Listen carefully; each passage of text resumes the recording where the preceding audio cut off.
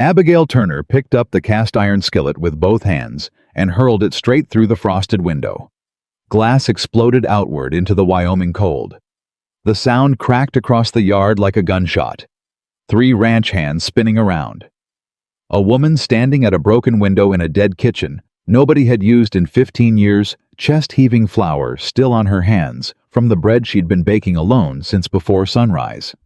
She wasn't throwing it in rage. She was throwing it because the handle had finally snapped clean off the third piece of equipment that had broken on her in 2 days. And if she set it down gently, she was going to sit on the floor of that filthy stone building and cry until she couldn't breathe. And Abigail Turner had promised herself the day she buried her mother that she would never do that again. She pressed her knuckles against the window frame, took one breath. Then she bent down, picked up the skillet from the snow outside, walked to the workbench, and started figuring out how to fix it. That was who she was. That was who they'd underestimated. If you've ever been handed someone's leftovers and expected to be grateful, this story is for you. Stay with me all the way to the end and drop the name of your city in the comments below. I want to see exactly how far this story travels. If it moves you, subscribe to this channel and hit that bell so you never miss what comes next. The day Abigail Turner arrived at Blackstone Ranch, she was carrying everything she owned in a single canvas bag that wasn't even full. That was the part nobody mentioned later when the stories started getting told. They talked about what she built. They talked about what she survived. They talked about the winter and the feast and the night everything came apart in front of 100 witnesses. But nobody talked about that canvas bag. Nobody talked about the fact that a 32-year-old woman with capable hands and a mind sharp as a skinning knife had arrived at the biggest ranch in Laramie County with less than what most men packed for a weekend drive. She hadn't always been this way. There had been a house once, a root cellar her father built with his own hands, a garden her mother tended from the moment the frost broke every spring until the first hard freeze of fall. There had been warmth and bread smells, and the sound of her parents talking low to each other after supper, the way people talk when they've built something together and they know it. Then the fever came through. It didn't take them both at once that would have almost been kinder. It took her mother first in March, when the ground was still too frozen to dig properly. Then it circled back and took her father in May, right when the garden should have been going in. Abigail had nursed them both one after the other until there was nobody left to nurse and nothing left to tend. The land went to debts she didn't know existed. The house went with it. 2 neighbors came by with food and sympathy, and one of them mentioned carefully, like she might break, that there was work available at Blackstone Ranch west of Cheyenne, that Cole Blackstone was known for running a fair operation, that they needed someone who knew how to manage provisions. She'd taken the work because there wasn't anything else. She'd taken it without asking what the pay was, or where she'd sleep, or whether the people there were decent. You don't negotiate when the canvas bag is already packed and there's nowhere to go back to. The wagon ride out took most of a day. The driver was a quiet man named Stu, who chewed tobacco and occasionally pointed at landmarks without explaining what they were. By the time the ranch came into view, the main house up on a rise, outbuildings spreading down the slope, cattle moving in the far pastures like slow dark shapes against the brown grass. The sun was already low, and the wind had picked up with a bite in it that promised an early winter. She climbed down from the wagon and stood in the yard holding her canvas bag and waited. A woman came out of the main house before anyone else. She was maybe 45, dressed well with the kind of posture that comes from spending a lot of years reminding people who you are. She looked Abigail over the way you'd look at a horse someone was trying to sell you, assessing unimpressed, already calculating the discount. "You're the one from Cheyenne," the woman said. It wasn't a question. "Yes, ma'am, Abigail Turner." "I'm Dorothea Crane. I'm Mr. Blackstone's cousin, and I manage the household." She paused just long enough to make the pause mean something. "You're heavier than I expected." Abigail held the woman's gaze. "I expect I am. The last woman they sent us was at least presentable." Dorothea folded her hands in front of her. "Mr. Blackstone isn't available. He doesn't concern himself with staffing arrangements. I'll be the one deciding whether you stay." Understood. You cook. Yes, ma'am. Preserve. Yes. Can you manage inventory supply records because the last girl we had couldn't add up a column of numbers if her life depended on it? I can manage inventory. Dorothea looked at her again. Something shifted in her expression. Not warmth, not even respect, but a kind of grudging calculation. A woman who looked like Abigail, who'd arrived with a bag that wasn't even full, wasn't going to be making demands. Wasn't going to be causing social complications. Wasn't going to be catching anyone's eye. There's a kitchen, Dorothea said, out by the old supply barn. It was used years ago before the main house kitchen was expanded. It's not been occupied for some time. She said some time, the way people say none of your business. We'll put you there for now. You'll take your meals separately. Abigail looked at the main house. She looked at the outbuildings below it. She looked at Dorothea's perfectly composed face. Where is the kitchen? She said. Dorothea pointed. It was the stone building at the bottom of the slope, half hidden behind the supply barn, with a roof that had clearly lost a fight with several previous winters, and a door hanging slightly off its top hinge. Even at a distance, even in the fading afternoon light, it looked like something that had been given up on. I'll need a lamp, Abigail said. You'll find one inside. I'll need supplies for the morning. There's a store cupboard in the main house kitchen. You may take what you need. Dorothea paused. Modest amounts. We'll establish a budget once we've assessed your abilities. Abigail nodded. She picked up her canvas bag. She walked down the slope toward the broken stone building at the bottom of the yard. Behind her, she heard Dorothea say something to someone who'd come out of the main house. She couldn't hear the words, but she heard the tone, and then she heard laughter. She didn't stop walking. The inside of the kitchen was worse than the outside had prepared her for. There was a cast iron stove in the center that looked salvageable, but hadn't been used in long enough that a family of mice had established what appeared to be multi-generational housing inside it.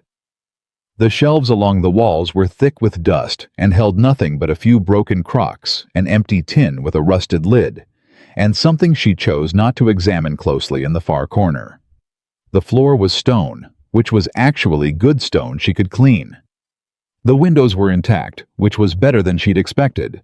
There was a lamp on the workbench, and it even had oil in it. She found the flint after 10 minutes of searching. She lit the lamp. She looked at the room in the lamplight for a long moment, taking stock. The stove, the shelves, the stone walls, the heavy wooden door she could fix if someone gave her the right size hinge pin. The storage room off the back she hadn't gone into yet, but could already calculate the square footage of. She set her canvas bag on the cleanest section of workbench she could find. She went and got the supplies from the main house kitchen. She took flour salt lard, a tin of baking powder, dried beans, and half a side of salt pork that looked like it had been pushed to the back of the shelf to be forgotten. The woman who was cooking in the main kitchen, a girl of about 19 with red hands and an anxious expression, watched her without saying anything. At the door, Abigail stopped. What's your name? The girl blinked. Pearl. Pearl, how long have you been cooking for this household? 3 months, ma'am. Who taught you? My mother, mostly, and some from a book. Abigail nodded. You've got good instincts. The bread on that counter is proofed exactly right. She looked at the loaf.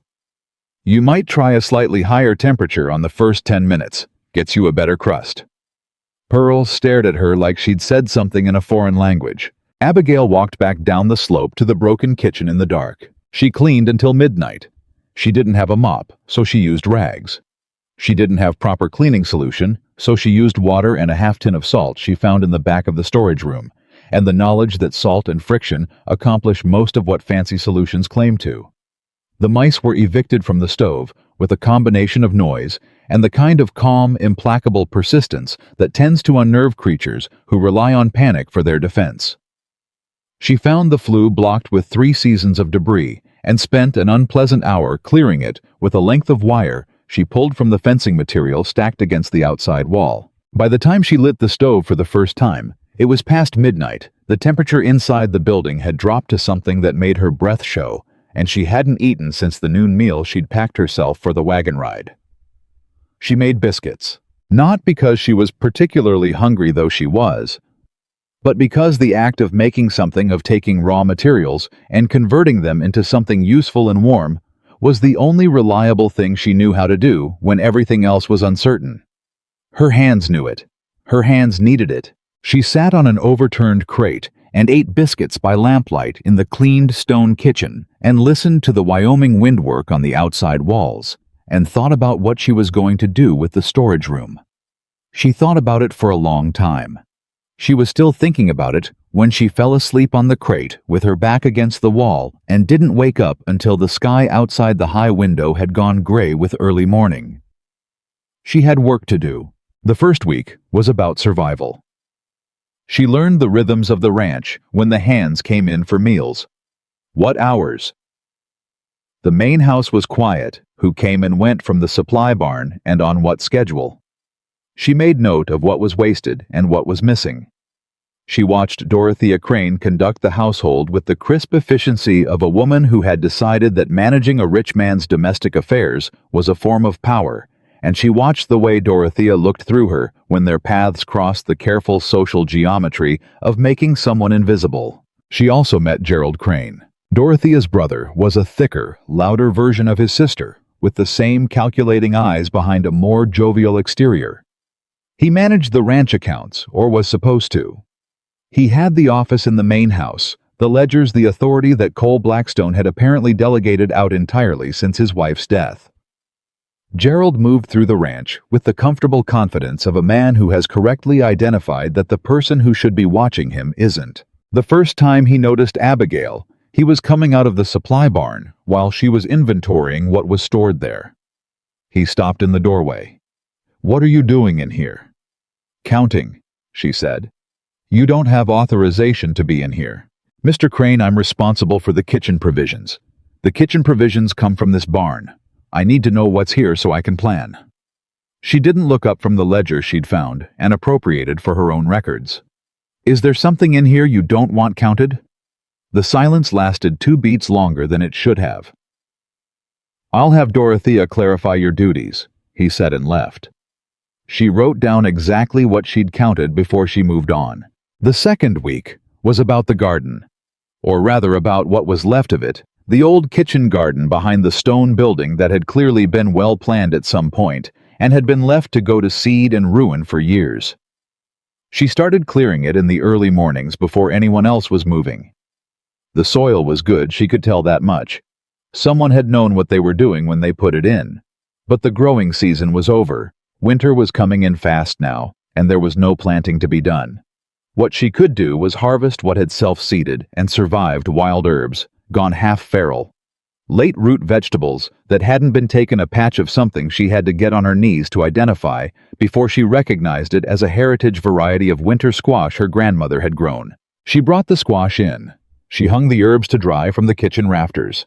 She made notes about what she'd plant in spring, assuming she was still here in spring, assuming Dorothea didn't find some reason to send her packing before the first snow. She preserved everything she could get her hands on. She'd asked permission carefully, strategically, to have access to the surplus from the ranch's kitchen garden and the dairy and the smokehouse, framing it as waste reduction, as efficiency, as saving the ranch money on provisions they'd otherwise have to purchase. Gerald had been suspicious. Dorothea had been contemptuous.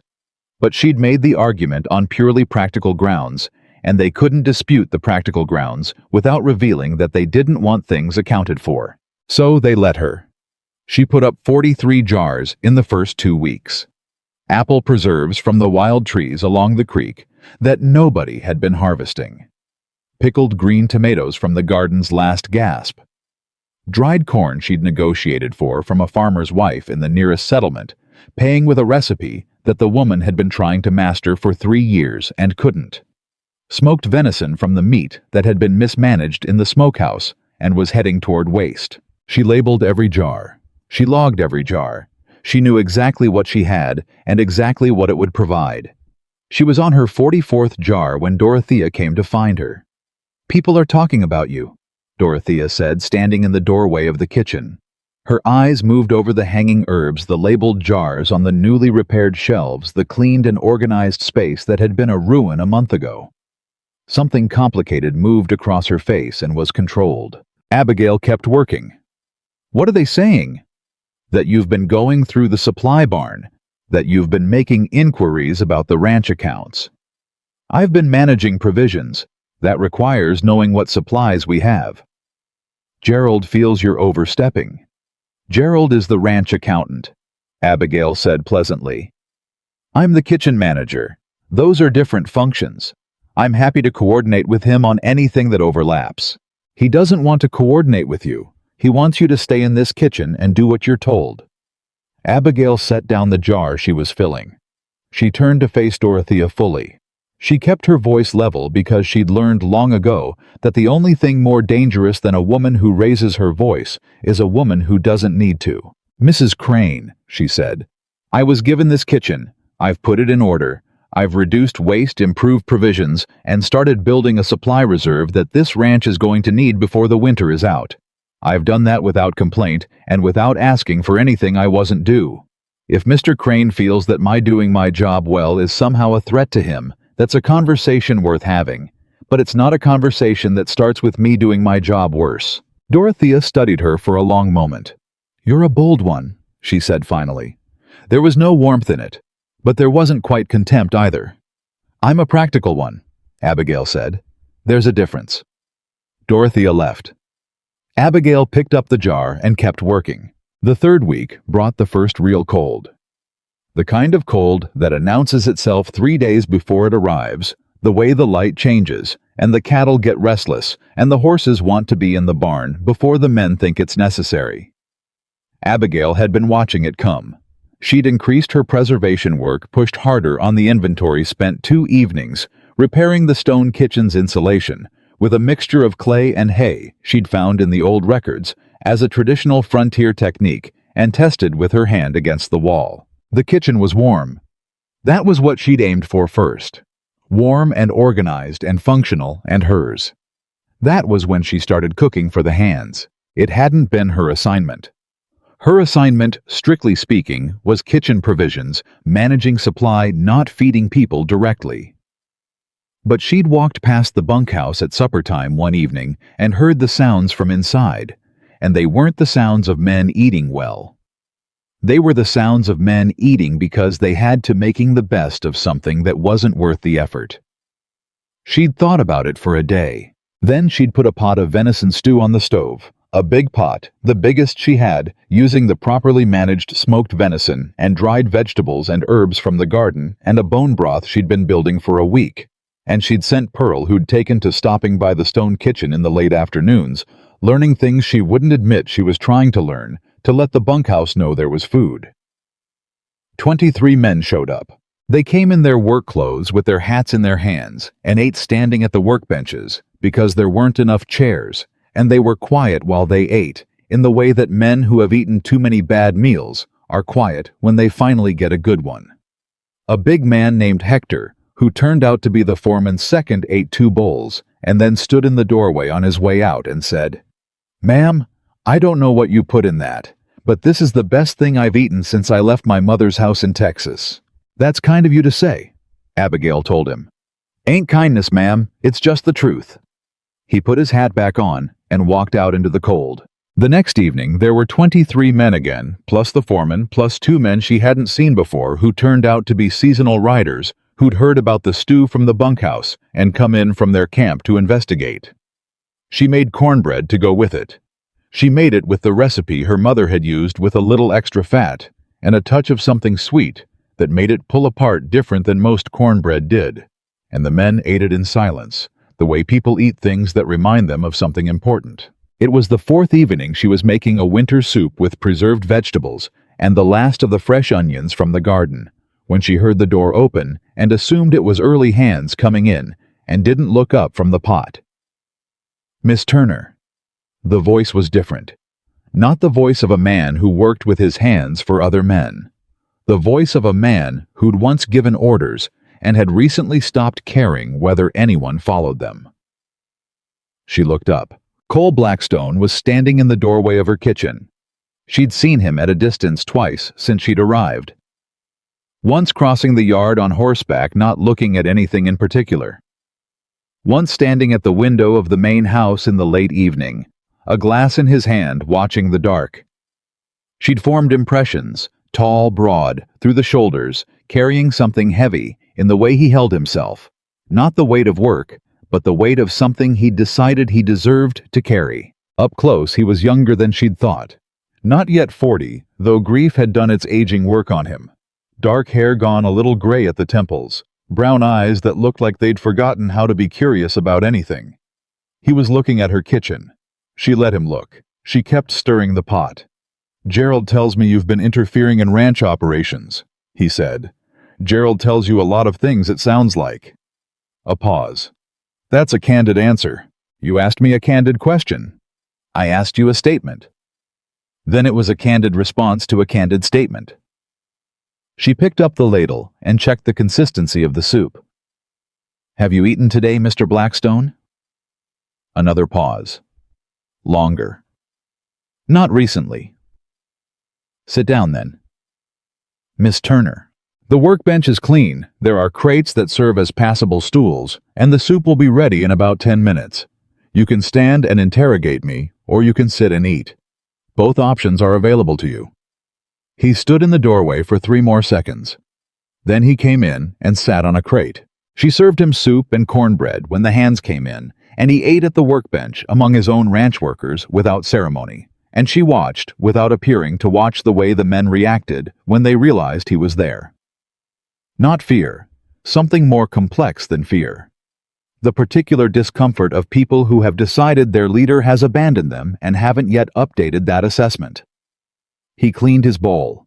He didn't ask for more, but she refilled it anyway. "Where did you learn to cook like this?" he said. "My mother, and necessity. And the knowledge that feeding people well is one of the few things you can do that they never forget." "The hands are talking about you." "I know. They say you've put this place in better order in 3 weeks than it's been in the past year." "That's probably generous. It's probably accurate." He looked at the shelves of labeled jars, the hanging herbs, the organized workbenches, the repaired shelves, the clean floor, the life in a building that had been dead. This kitchen was abandoned for 15 years. Dorothea wanted it torn down last spring, said it was an eyesore. It needed cleaning, not demolishing. "Most things do," he said quietly, and she couldn't tell whether he was talking about the kitchen anymore. He left without ceremony the way he'd come. She heard him stop in the yard and say something to one of the hands, actually stop and say something. Not the absent nod she'd been told was his standard engagement since the fever took his wife, and she heard the hand respond with something that sounded surprised in a good way. She watched the pot. She thought about a man who'd handed his ranch to people who were taking it apart and hadn't noticed or hadn't cared or had cared and couldn't make himself care enough to stop it. She thought about what that kind of grief did to a person. She knew something about it. Not the same flavor. She hadn't lost a husband, a partner, someone whose presence had shaped the shape of every day. But she knew the specific weight of waking up in a world that had rearranged itself while you weren't looking and having to decide whether you were going to rearrange yourself to match it. She'd decided yes. She wondered if Cole Blackstone had decided anything yet. The next morning, she was in the supply barn by 6, counting sacks of flour, when she found the first gap in the inventory that didn't match the records. She went back through the numbers twice. She pulled the ledger records, Gerald's ledger, the official one, and compared them to her own counts, which she'd been keeping in a separate book from the beginning, out of habit and caution, and the basic understanding that when someone doesn't want things counted, you count twice as carefully. 40 pounds of flour recorded as delivered, not present. 2 sides of salt pork recorded as in storage, not present. A barrel of molasses listed in inventory, absent. She wrote it all down in her own book. She wrote it carefully and completely. She noted the page numbers in Gerald's ledger where each item appeared. She noted the dates of the supposed deliveries. She noted the names of the suppliers listed, which she'd had occasion to meet some of because she'd been buying from the same suppliers for her own kitchen needs and had learned their faces and their habits. She closed both books. She thought for a long time about what this meant and what to do about it. Then she went back to the kitchen and started making breakfast for 25 people, because whatever else was happening, those people needed to eat. Hector found her mid-morning while she was rendering fat from a batch of pork scraps that she'd been given permission to use. "Ma'am," he said without preamble, "you ought to know that Gerald Crane was at the supply barn this morning after you left." She kept working. "Was he?" "He was, and he didn't look pleased." "Does he often go to the supply barn in the morning?" Hector considered this. "Not so's I've noticed, ma'am. He's more a late morning at his desk kind of man." "Good to know," she said. "You finding things in there that somebody doesn't want found?" She looked at him. Hector was a big, quiet man with 20 years in Wyoming on his face and the particular stillness of someone who has seen a lot and learned to wait before reacting. "I'm doing inventory," she said. "Yes, ma'am." A pause. "If you were to find things, and if those things were to be the kind of things that somebody might want to make disappear before anyone could act on them, theoretically, she said, it might be worth making sure your records were in a place that wasn't just wherever you keep them." She met his eyes. "I appreciate that counsel." He nodded and walked away. That evening she made a copy of every number she'd recorded. She put the copy in 3 different places: her canvas bag, a jar in the back of the storage room behind 42 other jars, and a letter she wrote to a woman she'd known from Cheyenne and asked Pearl to post the next time Pearl went into town, which Pearl did every other week for the household mail and which didn't require Gerald or Dorothea's approval. Pearl posted it without asking why. Pearl was learning things she wouldn't admit she was learning. 2 days later, Cole Blackstone came back to the kitchen at supper time. Not for food this time, or not only for food. He sat on the crate and he asked her questions. Not about the kitchen, about the ranch. "Dorothea tells me you've been asking about supplier contracts," he said. "I've been trying to understand where the provisions come from so I can plan the winter supply properly. She said you've been duplicating Gerald's ledger records." "I keep my own records. Kitchen managers typically do." He looked at her for a long time. "What are you not telling me, Miss Turner?" She put down what she was doing. She turned to face him. She thought about Hector's advice and the letter she'd sent, and the numbers written in her careful hand in 3 different locations. "Mr. Blackstone," she said, "I think there are some things happening on this ranch that you should look into directly, not through your cousin's reports, not through Gerald's accounts, directly." The look on his face was hard to read. Not surprise, more like a man who has been standing outside a burning building pretending not to smell smoke because going in would cost too much. "That's a serious thing to say." "Yes, sir." "If you're wrong, you'll be asked to leave." "I know that." "If you're right." He stopped, started again. "If you're right, it's going to make things very difficult for a lot of people." "Mr. Blackstone," she said quietly, "things are already difficult for a lot of people. They're just being difficult in a direction you haven't been looking." He was quiet for a long time. The hands had finished eating. The kitchen had gone down to just the 2 of them, and the sound of the stove and the wind working on the walls outside. "I'll look into it," he said finally. He stood, reached for his hat, then stopped with his hand on it and said without turning around, "The soup was good." "Thank you, sir." "Last week's bread was better." "I'll keep that in mind." He put his hat on and walked out into the Wyoming dark, and Abigail stood in her warm, clean, orderly kitchen, smelling of herbs and wood smoke and rendered fat, and thought about a man who was maybe finally starting to smell the smoke. She filled another jar. She labeled it. She set it on the shelf with the others. Outside, the first real snow of winter was starting to fall soft and steady, the kind of snow that doesn't stop. The kind that piles up while you're not watching and changes the whole shape of things by morning. She had a lot of jars to fill before spring. She had a lot of work to do. She got back to it. The snow that started falling the night Cole Blackstone walked out of her kitchen didn't stop for 3 days. Abigail knew it wouldn't. She'd felt it in the air a week before it came, that particular heaviness, the way the cattle bunched tighter than usual along the fence lines, the way the horses moved with an urgency that had nothing to do with anything the men were asking them to do. Animals knew. Her father had taught her that. Pay attention to what the animals know, and you'll rarely be caught unprepared. She had not been caught unprepared. By the time the first real accumulation was sitting 6 inches deep across the yard, she had enough preserved food in the stone kitchen storage room to feed 25 men for 6 weeks without resupply. She had dried meat, jarred vegetables, preserved fruit, hard cheese wrapped in wax and stacked on the cold shelves, smoked fish she'd traded for with a settlement family. 20 miles west. Cornmeal in sealed barrels, beans in quantities that would have seemed excessive to anyone who hadn't spent time calculating how many meals 25 working men required in temperatures that dropped below zero and stayed there. She'd calculated it exactly. On the morning of the 3rd day of snow, Hector came to the kitchen before breakfast and stood in the doorway with his hat in his hands and a look on his face she hadn't seen from him before. "Ma'am," he said, "we got a problem." "Tell me."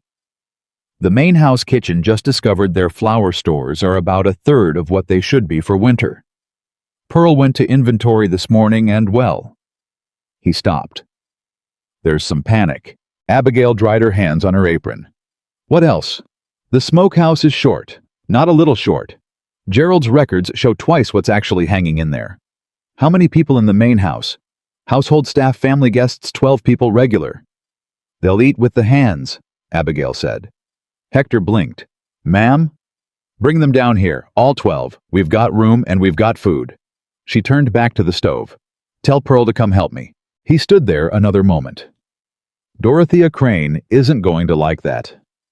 "No." Abigail agreed pleasantly. "She is not." Pearl arrived in 10 minutes, flushed and wide-eyed, with the look of someone who'd been standing in the middle of a storm she hadn't predicted. "Mrs. Crane she's very upset, ma'am. She says this is unacceptable. She says the household does not eat with the ranch hands." "What does Mr. Blackstone say?" Pearl hesitated. He's the one who sent me." Abigail nodded. She handed Pearl an apron. "Then let's get the bread going. We'll need 4 batches. Dorothea Crane swept into the kitchen 40 minutes later, like a woman who has decided that the best response to a crisis is to generate a larger crisis herself. She was dressed immaculately despite the snow and the chaos which Abigail gave her credit for. Whatever her faults, Dorothea had discipline. "This is completely inappropriate," Dorothea announced. "The household does not take meals in the servant kitchen." "Mrs. Crane." Abigail kept her voice level. "The main house kitchen is short on supplies. My kitchen is not. People need to eat. Those are the 3 relevant facts. The relevant fact is that you have no authority to..." "Dorothea." Cole Blackstone's voice came from the doorway. He wasn't loud. He didn't need to be. It was a voice that had remembered briefly that it belonged to a man who ran things. "Enough." Dorothea turned. Something moved across her face, and Abigail filed that something away because it wasn't just annoyance, it wasn't just wounded pride. It was the specific look of a person who has been managing someone and has just realized the person is no longer manageable. "The arrangements Miss Turner has made are sensible," Cole said. "We'll take meals here until the supply situation is sorted." "Cole, this woman does not have the standing to..." "She has food," he said simply. "We don't. That settles the question of standing." He came in and sat on a crate. Dorothea stood in the doorway for 3 long seconds, and then she left, and the quality of the air in the kitchen changed the way air changes when something that was pressing against you steps back. Pearl exhaled so loudly it was almost a word. "Keep kneading," Abigail told her. The first communal meal in the stone kitchen was a strange and electric thing. 25 ranch hands and 12 household staff and Cole Blackstone sat in the same space and ate the same food venison stew with preserved root vegetables and fresh bread and a dried apple crumble she'd put together from the stores. And the silence at the beginning was the silence of people who were all aware that something was different and weren't yet sure what it meant. Hector broke it. He said in his deliberate Texas way, "Reckon this might be the best meal this ranch has seen since before Mrs. Blackstone passed." and then he seemed to realize what he'd said and looked briefly horrified. But Cole, who was sitting 3 crates down from him, just looked at his bowl and said quietly, "You might be right about that, Hector," and the tension in the room dissolved into something more honest. A hand named Dix, who was about 60 and had been with the ranch since before Cole's time, looked at Abigail across the crowded kitchen and said, "Where'd you learn to make stew like this, ma'am?" "My mother," she said. "And 12 years of making do with whatever was available." "Well," Dix said, "whatever was available to you must have been considerably better than whatever's been available here, 'cause I haven't eaten like this in a long while." He looked around at the other hands. "Am I wrong?"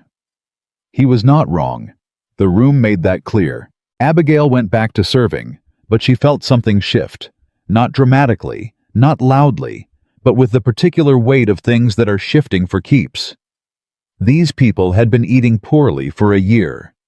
Not starving, not suffering, just eating the way people eat when nobody is paying attention to them, when they're just mouths to fill rather than people worth feeding well. She'd changed that in 3 weeks almost, without anyone noticing, and now they were noticing all at once, and it was doing something to the atmosphere of the room that she couldn't quite name but recognized from her mother's kitchen on Sunday afternoons. It felt like belonging. The supply investigation started that same afternoon. She hadn't planned to push it that day. The snow was still coming. The meal had taken most of the morning. She had 40 other things to do. But Cole came to find her after the midday meal while she was restocking the shelves, and he had a look on his face that was different from every previous look she'd seen there. He'd been going through Gerald's ledgers himself.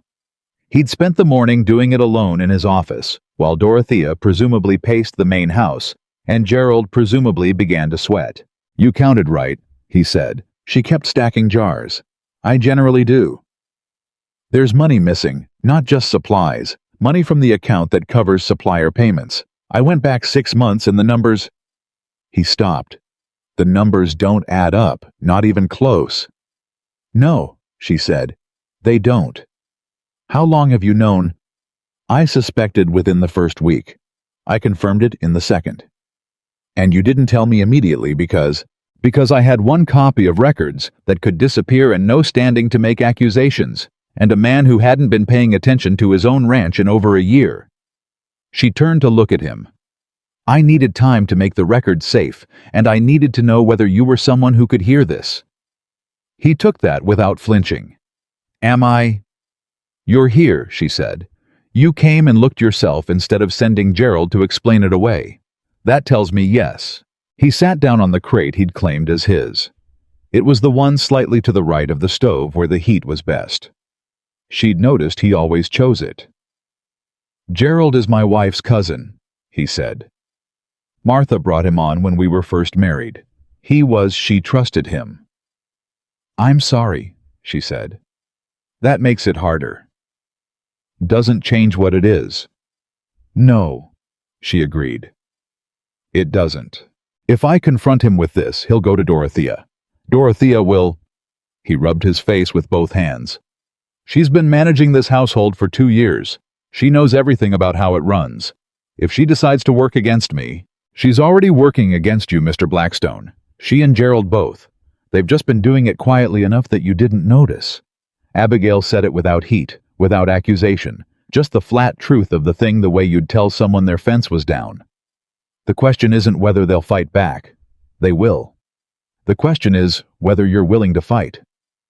He looked at her for a long time across the warm kitchen. "You're not what I expected," he said finally. "Nobody ever is," she said. "Now, what do you want to do?" What he wanted to do, it turned out, was be careful. Abigail respected that. A man who'd been sleepwalking for a year handed evidence of betrayal by a woman he'd known for 3 weeks, who chose caution over reaction. That was a man who was actually waking up, not just thrashing. He started auditing the accounts himself quietly in the early mornings before Gerald arrived at his office. He asked Abigail questions, specific, detailed questions about suppliers and delivery dates and quantities that showed he was reading her records carefully. She answered all of them. She gave him copies of everything she'd documented and watched him sit at her workbench and go through them, line by line, with the focused intensity of a man who had been good at this once and was remembering how. Gerald noticed something was different within 4 days. She saw it in the way he moved through the ranch, still jovial on the surface, still the same expansive, backslapping presence he'd always performed, but with a watchfulness underneath it. Now that hadn't been there before. He came to the supply barn twice in the same day, which he'd never done before. He spent an extra hour in his office with the door closed. He sent the young clerk who helped him with the books on a sudden errand to the nearest town, an errand that conveniently removed the clerk from the ranch for 3 days. Abigail noted all of this. She told Cole what she'd observed. Cole listened and added it to the picture he was building. On the 5th day after the snow stopped, Cole called Gerald into his office. She knew it was happening because Hector told her, and Hector knew because Hector made it his business to know things that happened on the ranch he'd worked on for 11 years and cared about, with the steady, uncomplicated loyalty of a man who doesn't need credit for caring. He went in looking comfortable. Hector reported leaning against the kitchen doorframe that evening while Abigail made supper. Came out looking like he'd swallowed something bad. Did they raise their voices? Not so's I heard. But that office isn't exactly thin-walled, and I wasn't exactly in the room. Was Dorothea with him when he came out? Waiting for him in the hall. They went off together quick. Abigail stirred the pot. Thank you, Hector. Ma'am. He paused. Things are going to get louder before they get quieter, aren't they? It wasn't quite a question. Most things worth settling do, she said. They got louder the next morning. Abigail was in the middle of the breakfast service when Dorothea appeared in the kitchen doorway, with Gerald behind her, and an expression on her face that was beyond anything she'd shown before. Gone was the composed dismissiveness, the careful social management. What was in its place was something sharper and more desperate. Everyone out, Dorothea said to the room full of eating ranch hands. Nobody moved. Hector, who was sitting nearest the door, looked up from his bowl. Mornin', Mrs. Crane. I said out. This is not a matter for ranch hands. This is where we eat breakfast, ma'am, Dick said with the complete serenity of a man who has decided not to be moved. Dorothea looked at Abigail. You have been going through private ranch records. You have been interfering in financial matters that are entirely outside your authority. You have been filling Mr. Blackstone's head with fabrications and innuendo about a man who has served this ranch faithfully for— Dorothea, Cole Blackstone's voice from the doorway. He'd followed them down apparently. He came in and stood in the middle of the crowded kitchen and the room got very quiet. We talked about this. Cole, she is a servant who came here 3 weeks ago with nothing, and she has spent that time insinuating herself into— She's been doing her job, Cole said. And while she was doing her job, she found things. And I've now looked at those things myself, with my own eyes, with my own accounting. He looked at Gerald. The numbers don't lie, Gerald. Gerald's joviality had entirely vacated his face. What was underneath it was something older and harder, and much less comfortable to look at. Cole, whatever this woman has told you, she didn't tell me much, Cole said. She told me to look for myself. I looked. He pulled a folded paper from his coat pocket. Abigail recognized it as one of the summary sheets she'd prepared for him. 6 months, 11 suppliers. Payments recorded for deliveries that never arrived. I've already sent a writer to confirm with 3 of those suppliers directly, and 2 have confirmed they haven't had a contract with this ranch since spring. The kitchen was absolutely silent. Gerald looked at the paper. He looked at Cole. He looked at Abigail. And in that moment, the calculation she could see happening in his eyes was not whether to confess, but what angle of attack was still available to him. He chose blame. She set this up, he said. She came here with false records. She's been manipulating the inventory to— Gerald. Cole's voice was quiet and final. Don't. Cole, listen to me. This woman is— look at her. Look at who you're choosing to believe here. She came in from nowhere. Nobody vouched for her. Nobody knows who she— I know who she is. Cole said. She's the woman who's been feeding 25 men 3 honest meals a day for 3 weeks and keeping better records of this ranch's provisions than you've kept of its finances in 6 months. He put the paper back in his pocket. I want you and Dorothea out of the main house by tomorrow morning. I'll have the final accounting prepared, and you can respond to it then. The silence that followed was the loudest silence Abigail had ever been in. Dorothea turned to look at her. Not with anger exactly, something that had moved past anger into a kind of cold, focused thing. You'll regret this, Dorothea said, to Abigail, not to Cole. That may be, Abigail said, but not today. Dorothea and Gerald left. The kitchen exhaled. Dix picked up his biscuit and took a bite. Well, he said to no one in particular, that was something. A few men laughed. Uncertain, surprised laughter, the kind that comes out when tension breaks before you're ready for it. Hector was watching Abigail with an expression she couldn't quite read. Pearl was standing near the stove, with a bread peel in her hands and her eyes about twice their normal size. Cole was looking at Abigail. You're not surprised, he said. No, she said. Did you know it would go like that? I knew something like it would. When people have something to lose, they try to take it out on whoever they think is weakest. They thought that was you. Most people do it first. She turned back to the stove. Eggs. What? You haven't eaten. Do you want eggs? He stared at her for a moment. Then something happened in his face that she hadn't seen there before. Something that was almost the beginning of a smile, though it didn't quite make it all the way. Yes? He said. Thank you. She made him eggs and he ate them standing at the workbench, and the hands finished their breakfast around him, and the kitchen settled back into its rhythms, and outside the snow had stopped, and the sky had gone the particular sharp blue of a Wyoming winter morning. The peace lasted 4 days. She should have expected that. She did expect it in a general way. She'd known Gerald and Dorothea wouldn't simply accept what had happened and depart quietly. People who've been running a game for 6 months don't fold their cards because someone noticed the deck was marked. They rearrange. They go to people who haven't been turned against them yet.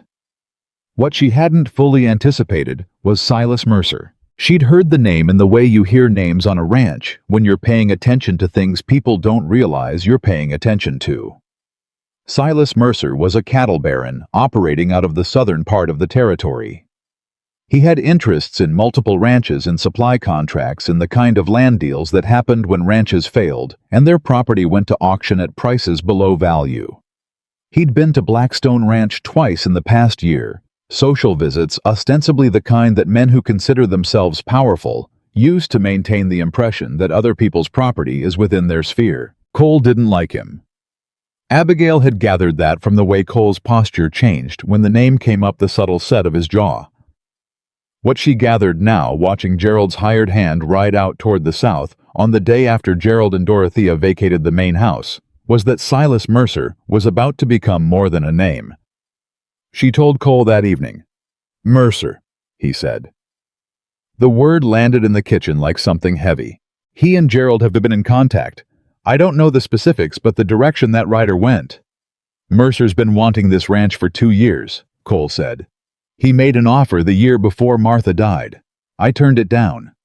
What happened to the offer after she died? Cole looked at her. He renewed it. I didn't respond. Gerald would have known that offer existed. Gerald managed all my correspondence for the past year. He said it flatly, the way you'd say the thing you most didn't want to say. Everything that came through this ranch went through Gerald. They looked at each other. How bad is it? She said. Could be very bad, he said. If Mercer has been using Gerald to create the conditions for the ranch to fail to document financial difficulties, to set up grounds for a forced sale. He stopped. I don't know how much of my correspondence he redirected. I don't know what commitments might have been made in my name. We need to know. Yes. Then we start there, Abigail said. Tomorrow. We go through everything Gerald had access to. Every letter, every contract, every account. She paused. Do you trust Hector? Completely. Then it's the 3 of us. Nobody else until we know what we're dealing with. She stood up. Eat something. I made a pie. Miss Turner. You think better when you've eaten, she said. I've been watching you for 3 weeks. You'll argue with that, but you know it's true. He didn't argue with it. She cut him a piece of dried apple pie, and he ate it at the workbench. And she watched him think. Watched the calculation happen behind his eyes, the reassembling of a mind that had gone dormant and was coming back online, piece by piece. It was something to watch. She'd known he was capable. You didn't build a ranch the size of Blackstone by accident, didn't earn the reputation that preceded him by luck.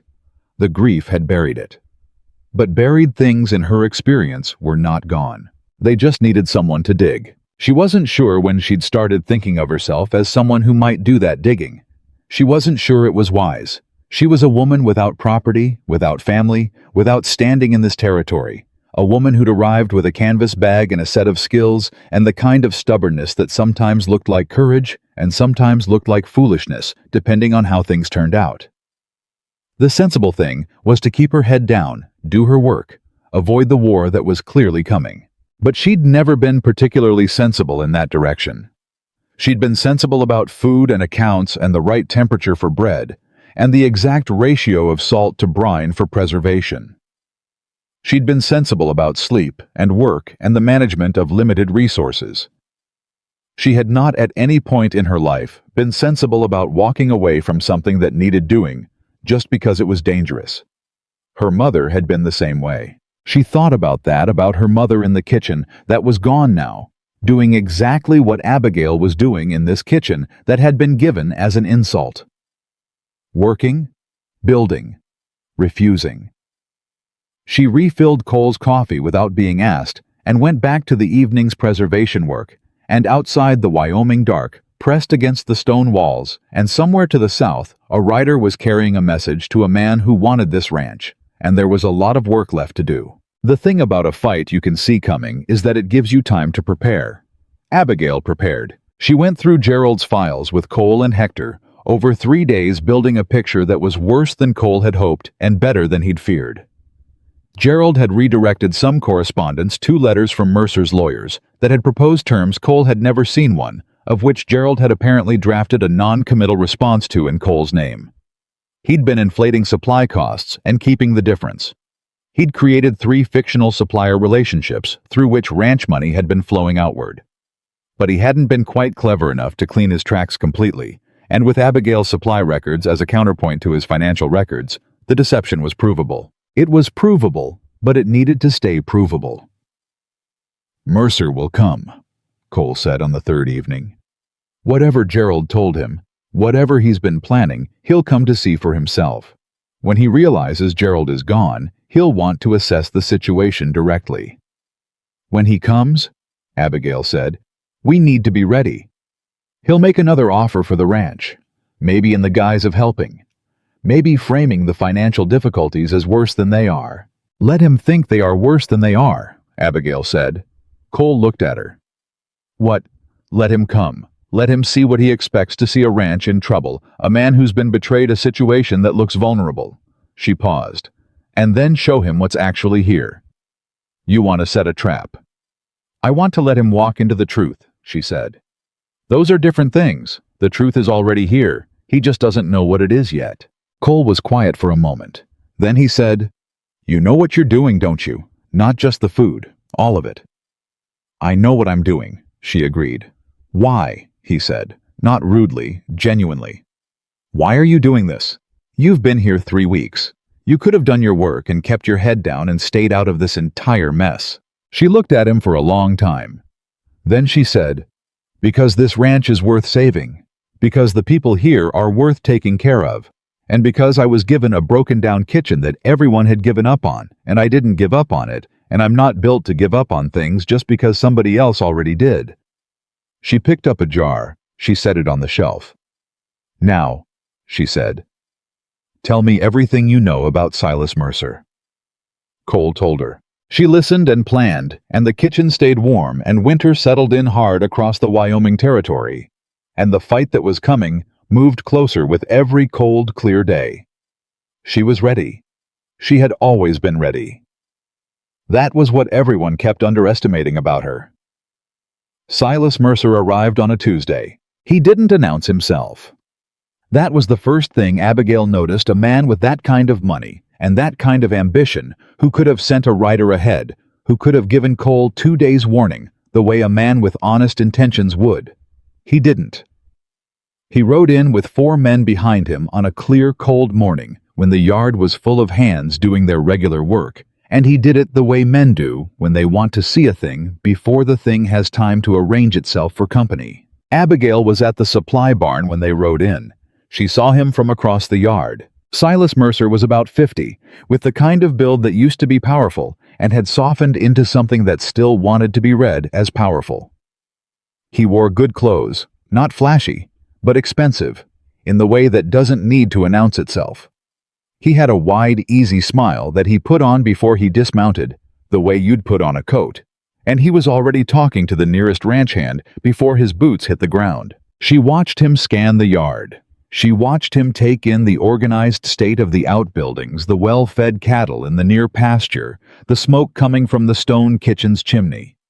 She watched him recalibrate something in his expression just slightly, just for a half-second before the easy smile came back. He'd expected to find things in worse shape. She turned and walked to the kitchen and sent Pearl at a run to find Cole. Cole was in his office when Pearl found him, which meant he'd been working since before sunup, the way he'd been doing every day for 2 weeks now, rebuilding his understanding of his own ranch from the ground up, going through every record Gerald had kept with the slow, methodical anger of a man who couldn't afford to be careless. He came out into the yard with his hat on and his face composed, and Abigail watched from the kitchen doorway as he crossed the yard to where Mercer was waiting. She couldn't hear what they said. She didn't need to. She could read the geometry of it. Mercer's expansive posture, the handshake that lasted a beat too long, the way he gestured toward the main house as though he'd already decided they'd be going inside. Cole's posture was different from what it had been a month ago. Straighter, more present. He nodded once and led Mercer toward the house, and Mercer's 4 men stayed in the yard, and one of them, a lean, watchful man who hadn't smiled since they rode in, looked directly at the stone kitchen, looked directly at Abigail in the kitchen doorway. She held his gaze for a moment. Then she went inside and started making coffee. Hector appeared 20 minutes later. "He's in the main house," he said. "Been talking to Cole for about 15 minutes. He brought a lawyer.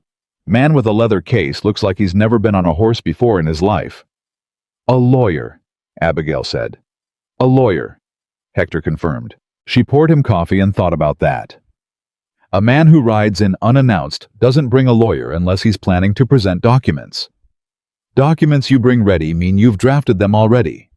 Documents drafted already mean you've been expecting this moment. "Is the copy of the supply records still where we put it?"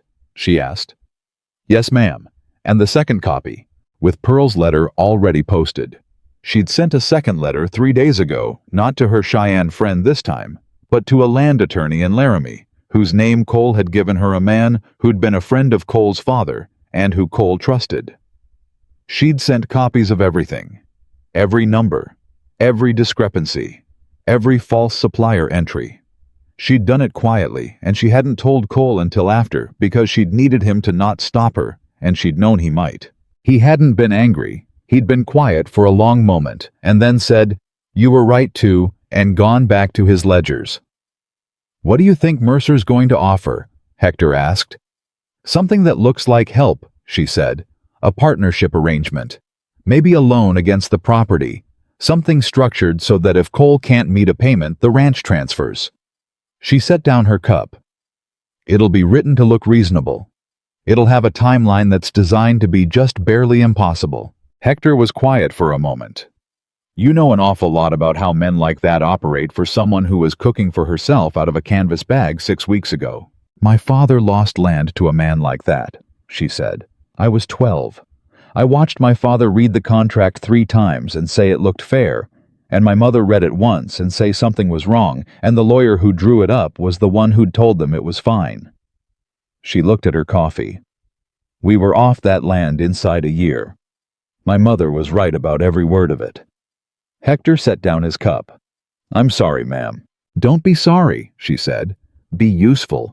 I need to know what Mercer says when he leaves that house, and I need to know it before Cole has time to sit with it alone." Cole came to the kitchen 2 hours later.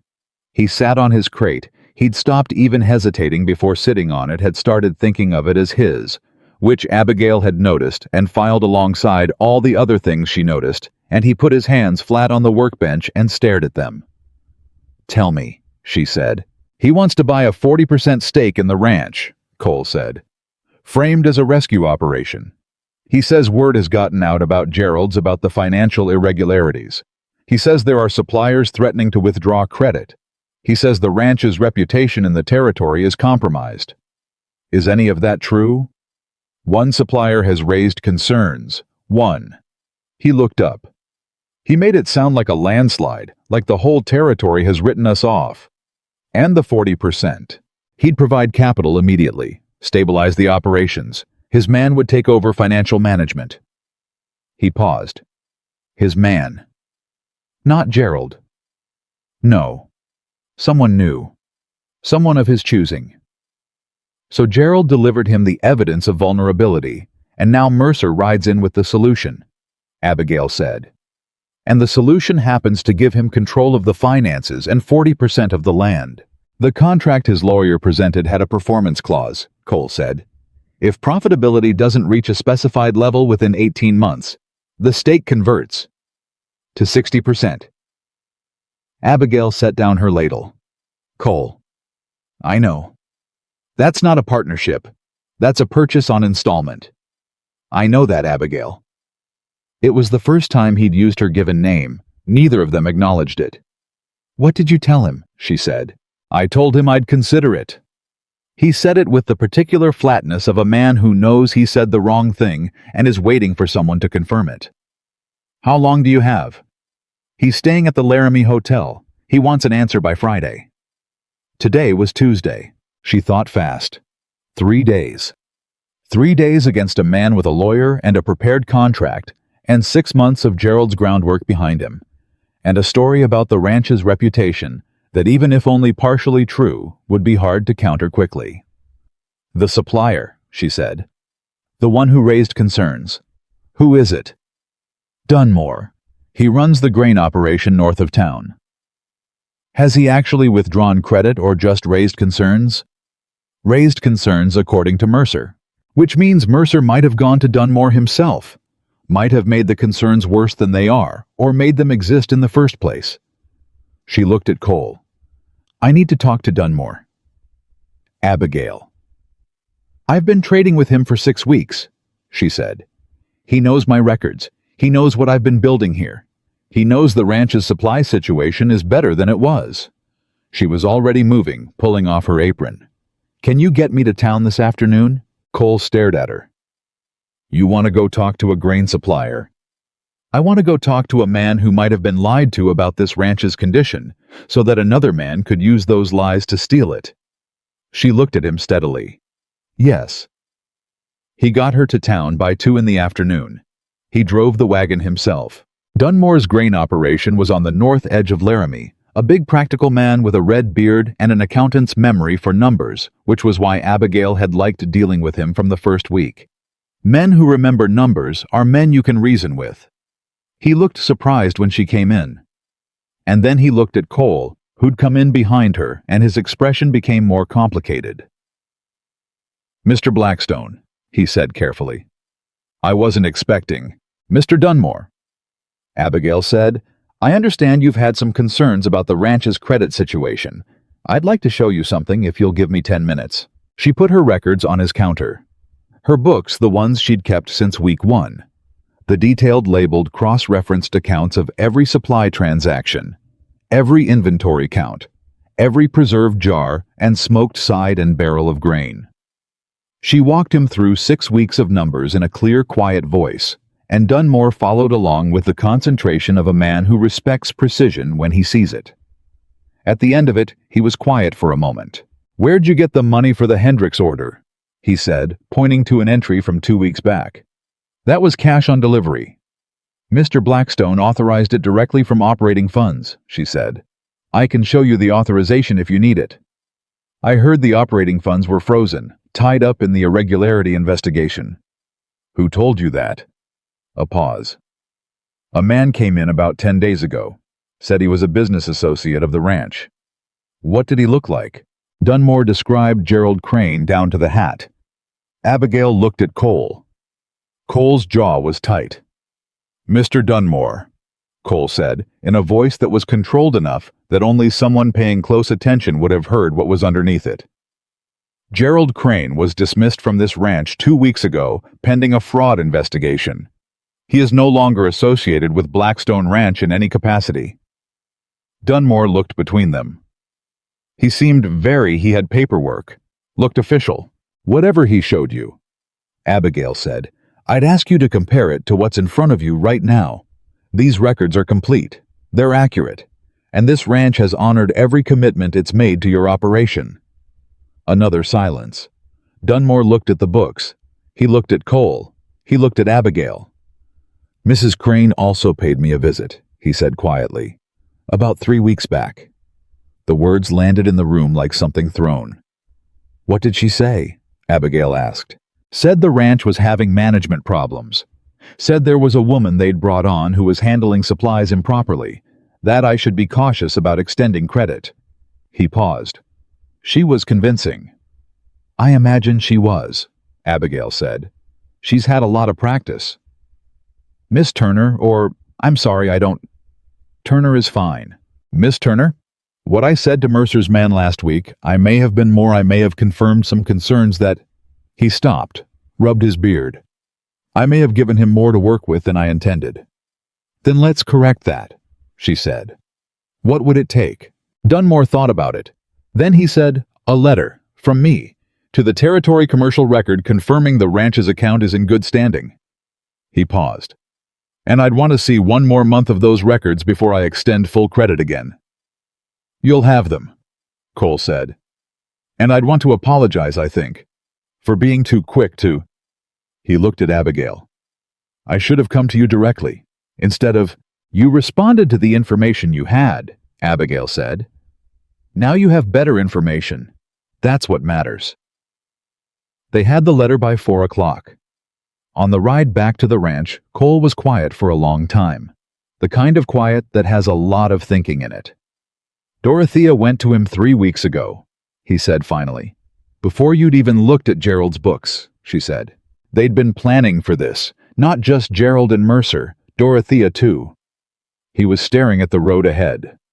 She's been in this household for 2 years. She knows she knew everything. Every supplier relationship, every creditor, every weak point. She laid the groundwork, Abigail said. Gerald kept the books to support it, and Mercer was waiting to walk through the door they opened. How long? My best guess since early this year, maybe before. He didn't say anything for a while. Then, Martha introduced Dorothea to me. She vouched for her personally. He paused. Martha would have been horrified. Abigail didn't say anything to that. Some things you just let a person carry. After a moment, he said quietly, Thank you for going with me today. Thank you for driving, she said. Something that was almost a smile crossed his face. It got a little further than last time. The next morning brought the first real test of everything Abigail had built. She was in the kitchen before sunrise when she heard voices in the yard. Not ranch hand voices, not the regular noise of morning work, but something sharper, more agitated. She went to the door and saw 2 of Mercer's men talking to Hector near the supply barn, and the conversation was not friendly. She stayed in the doorway and watched. Hector had his arms crossed and his face in the particular configuration it took on when he was being immovable. One of Mercer's men, the lean, watchful one who'd looked at her on the first day, was saying something with his hands moving which Hector was receiving without apparent effect. Then the lean man looked over at the kitchen, looked at Abigail. He walked across the yard toward her. Miss Turner, he said. He had a southern accent and a careful voice. I'm Ames. I work for Mr. Mercer. I know who you are, she said. Mr. Mercer would like a meeting. This morning, before things go any further. Mr. Mercer can speak with Mr. Blackstone. Mr. Mercer wants to speak with you. She looked at him. Why? Ames considered his words with the attention of someone who's been trained to consider them.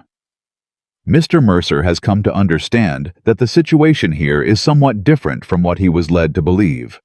He'd like to understand it better. Who led him to believe it? I think you know the answer to that. She studied him. There was something in his manner that wasn't quite Mercer's instrument. Something that felt like a man doing a job he's ambivalent about, which was a different thing entirely. Does Mr. Blackstone know about this meeting request? She said. Not yet. Then there won't be a meeting, she said. Anything Mr. Mercer wants to say to me, he can say in front of Mr. Blackstone. Those are my terms. She looked at him steadily. You can tell him that. Ames looked at her for a moment. Something moved in his expression that wasn't quite admiration, but was in the neighborhood. Yes, ma'am, he said, and walked back across the yard. She told Cole within the hour. He listened. He didn't get angry. He'd moved past the kind of anger that needs immediate expression into something quieter and more purposeful. He wants to negotiate separately, Cole said. Cut you out of the room so whatever we agree on, you're not there to... He stopped. To notice the details, she said, or to object to them. He's recalibrating, she said. He knows Gerald's version of this ranch isn't the reality. He's trying to find out what the reality is before Friday. Should I meet with him? Yes, but not alone, and not here. She looked at him. Have him come to the kitchen, she said. Cole raised an eyebrow. Let him see exactly what's here, she said. Let him see the supplies, the records, the organization. Let him understand that the weakness Gerald sold him doesn't exist anymore. She paused. And let him see that you have someone managing provisions who knows what she's doing. You want to walk him through the kitchen. I want to do my work while the two of you talk, same as I do every day. She met his eyes. But yes, Silas Mercer came to the stone kitchen that afternoon, and he did not look entirely comfortable about it, which told Abigail everything she needed to know about how he'd expected this trip to go. He was a man accustomed to conducting business in offices and dining rooms, and whatever he'd imagined about the woman Gerald had probably described as an overweight servant who'd gotten above herself the stone kitchen with its organized shelves and its warm stove and its smell of bread and preserved fruit and wood smoke was not it. He sat where Cole indicated on the workbench stool, which was the only other seating, because Abigail's crate was occupied by a 40-pound sack of cornmeal she'd moved there that morning, specifically, and he opened his mouth to begin. And then Abigail set a cup of coffee in front of him without asking if he wanted it, and went back to the counter and kept working, and the rhythm of the kitchen continued undisturbed. And Mercer found himself in the particular social position of a man who's walked into someone else's territory and hasn't fully processed it yet. Cole was good. Abigail had been watching him for weeks, and she knew what he was capable of, but she hadn't quite seen it deployed yet in a direct confrontation. He was direct without being aggressive. He laid out the facts of the financial fraud without heat. He presented Dunmore's letter. He described the state of the ranch's actual supply situation. And he said calmly, "The conditions your proposal was designed to exploit don't exist." Mercer was quiet for a moment. His eyes moved to Abigail briefly, measuring, and then back to Cole. "Cole," he said, dropping the formality with the practiced ease of a man who uses informality as a tool. "I was given information that turned out to be inaccurate. I came here in good faith based on that information." "The information came from a man who was stealing from my ranch," Cole said. "A man who'd been coordinating with you. I deal with many people across this territory. If Gerald Crane misrepresented Mr. Mercer..." Abigail didn't turn from the counter. She kept working because stopping work to make a point in your own kitchen was a luxury she didn't need. "We have Gerald's correspondence, including 3 letters addressed to your office in the past 4 months." Silence. She heard it, the specific quality of a silence that is a man revising his position under pressure. She'd been listening for it. "Business correspondence," Mercer said carefully. "Normal. One of them discussed a timeline, she said, for when the ranch's credit position would be sufficiently compromised to make the current proposal viable. She set down what she was working on and turned to look at him, because sometimes you do stop work for a point, just not the ones they expect. Does that sound like normal business correspondence to you? Mercer looked at her for a long moment. He had intelligent eyes. She'd give him that. There was real intelligence there, the kind that quickly distinguishes between a fight you can win and a fight you can't. "What is it you want, Miss Turner?" he said. "I don't want anything," she said. "This isn't my ranch. Mr. Blackstone wants you to withdraw the current proposal. Acknowledge that the communications between your office and Gerald Crane constituted an improper attempt to manipulate the ranch's business position and agree to a clean settlement. In exchange, Mr. Blackstone isn't prepared at this time to pursue legal action." She paused. "Are those terms accurate, Mr. Blackstone?" Cole said. "Those are exactly the terms." Mercer looked between them. Whatever he'd been planning to do with this trip, this was not it. She could see him recalculating not just the immediate situation, but the larger picture, the legal exposure, the question of what exactly she'd said they had in writing. "I'd want my lawyer present," he said. "Of course," Cole said. "Tomorrow morning." "The kitchen will be open," Abigail said, and turned back to the counter. Mercer left with his coffee untouched. Ames, who'd been waiting outside, looked at Abigail through the open doorway as Mercer passed him. His expression was unreadable. Then, very slightly, he touched the brim of his hat. She nodded once and went back to work. That evening after supper, Hector sat in the kitchen for a long time after the other hands had left. He was quiet in the way Hector was quiet, not empty, but full of things he was deciding whether to say. "There's going to be talk," he finally said. "About tomorrow. About whatever Mercer agrees to. Gerald and Dorothea, they're still in town, still talking." "I know. Word's gotten to some of the settlement families that something's wrong at Blackstone. They're worried about the winter trades, about whether the agreements we made for provisions are still whether things are stable here." Abigail looked at him. "Which families?"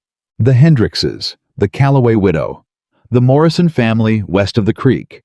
She knew all three. She'd traded with all three.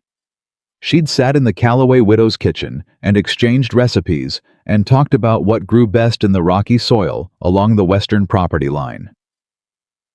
"I'll go see them," she said. "That's 3 separate rides, ma'am, in winter." "I know how many it is." She started putting on her coat. "Tell Pearl to handle the morning meal. I'll be back by midday. Tonight." Hector stood up. "No, tomorrow. Before the meeting with Mercer." She looked at him. "I need those families to know the ranch is sound before the meeting, not after. If they come to the winter feast, Cole's been talking about a feast. He mentioned it once. If they come to it with fear already in them, everything looks different. If they come already trusting." She stopped. Hector finished for her. "The feast becomes proof instead of performance." "Yes," she said. He thought about it. "I'll ride with you. 2 of us cover 3 families faster than 1. "You don't have to." "Miss Turner," he said with a patience that had a little affection in it. "I've worked this ranch for 11 years. Those families are my neighbors, and also—" He picked up his hat. "Cole would never forgive me if I let you ride out alone and something happened." She looked at him. "Has he said that?" "He didn't need to," Hector said simply. She turned away before he could see whatever was on her face. The night Mercer's lawyer arrived the next morning was also the night the real attack started. Not from Mercer as it turned out, but from a direction Abigail hadn't fully accounted for. Dorothea Crane had been quiet since leaving the ranch. Too quiet. Abigail had known it and watched for it and still wasn't quite prepared for the specific form it took. The rider came in around noon while Mercer's lawyer was still in Cole's office. He was a young man she didn't recognize, and he went straight to the main house, and 10 minutes later, Cole appeared in the kitchen doorway, with a look on his face that was different from any she'd seen there. "What is it?" she said immediately.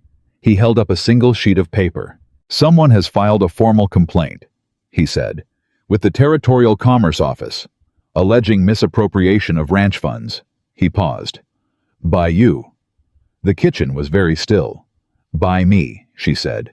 "By you, by name, alleging that you've been diverting provisions purchased with ranch funds to personal trade, that the records you've been keeping are falsified." He looked at the paper, then at her. It was filed by Dorothea Crane. Abigail stood very still for a moment. She thought about the 3 copies of her records. She thought about the letter in Laramie. She thought about Dunmore's letter and Hector's loyalty, and Pearl standing near the stove, learning things she wouldn't admit she was learning. Then she thought about the 43 families in the valley who were counting on the winter trade agreements she'd spent 6 weeks building. She thought about the feast Cole had talked about, the gathering, the proof of what this ranch had become. She thought about everything she'd built in this kitchen that someone thought they could take from her with a piece of paper. She looked at Cole. "When's the feast?" she said. He blinked. "What?" "The winter feast. You mentioned it 3 weeks ago and never set a date." She moved to the shelf and picked up her inventory book. "Set a date. 2 weeks from now. Invite everyone, the settlement families, the ranchers, the traders, the Callaway widow, the Hendrickses, every person who has a stake in what happens in this valley." She looked at him steadily. "Because the answer to a lie is not a denial. The answer to a lie is the truth in front of everyone, with nowhere to hide." Cole looked at the complaint in his hand. He looked at her. He looked at the shelves of preserved food, and the organized records, and the warm, functioning kitchen that had been a ruin 2 months ago. "2 weeks," he said. "2 weeks," she said. "And in the meantime, I need to know whether you believe what's in that paper." He looked at her. Didn't hesitate. "Not for 1 second," he said. "Then let's get back to work," she said. "We have a feast to plan, and a lawyer to deal with, and a Mercer settlement to finalize." She opened the inventory book. "And I need to start calculating how much food to prepare for 100 people." He stood in the doorway another moment. There was something in his face. She was getting better at reading a particular quality of looking at her that was becoming harder to categorize as simple respect or gratitude or professional regard. It was becoming something else. Something she wasn't ready to name yet, and wasn't sure he was ready to name either. He put his hat on. "I'll set the date," he said. "Good," she said. "Now go deal with Mercer. I'll be here." He left. She opened the inventory book and started making lists, and the fire in the stove burned steady and warm. And outside, the Wyoming winter pressed in from every direction. And somewhere in Laramie, a woman who'd tried to ruin her was waiting to see if it had worked. It hadn't. It wouldn't. Abigail Turner had been given a broken kitchen and turned it into something that fed the whole valley. She was not going to let someone take that with a lie. She started making lists. She had a feast to build. The complaint Dorothea had filed didn't stay quiet. Abigail had known it wouldn't. A formal accusation filed with the Territorial Commerce Office wasn't a private letter. It was a stone dropped in still water, and the ripples moved fast in a territory where everyone knew everyone, and news traveled at the speed of the next rider through town. By the second day after the filing, she could feel it in the way people looked at her when she crossed the yard. Not the hands they'd made their positions clear and held them, but the seasonal workers, the men who'd been hired recently, and didn't have the foundation of 6 weeks of good meals and honest dealing to stand on. She caught 2 of them in a quiet conversation near the barn that stopped the moment she came around the corner. She noted it. She kept walking.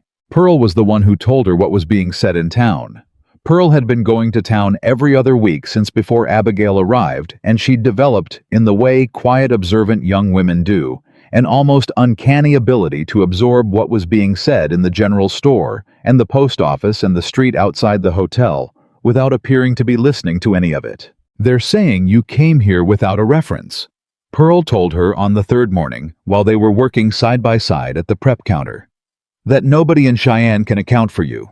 That Gerald only hired you as a charity because you had nowhere to go, and he felt sorry for you, and you repaid that charity by going through private records and turning Mr. Blackstone against his own family." Abigail kept working. "Who's saying it?" Mostly people who've been talking to Mrs. Crane. She's been at the hotel in town 4 days running. She's very good at it, ma'am. At talking, at making things sound reasonable. I know she is. She told Mrs. Halverson that you've been running a private trade operation out of the kitchen, selling ranch provisions to settlement families and keeping the money. Pearl's voice was careful, not doubting, but careful with the weight of it. She has someone who says they saw money change hands. Money did change hands, Abigail said.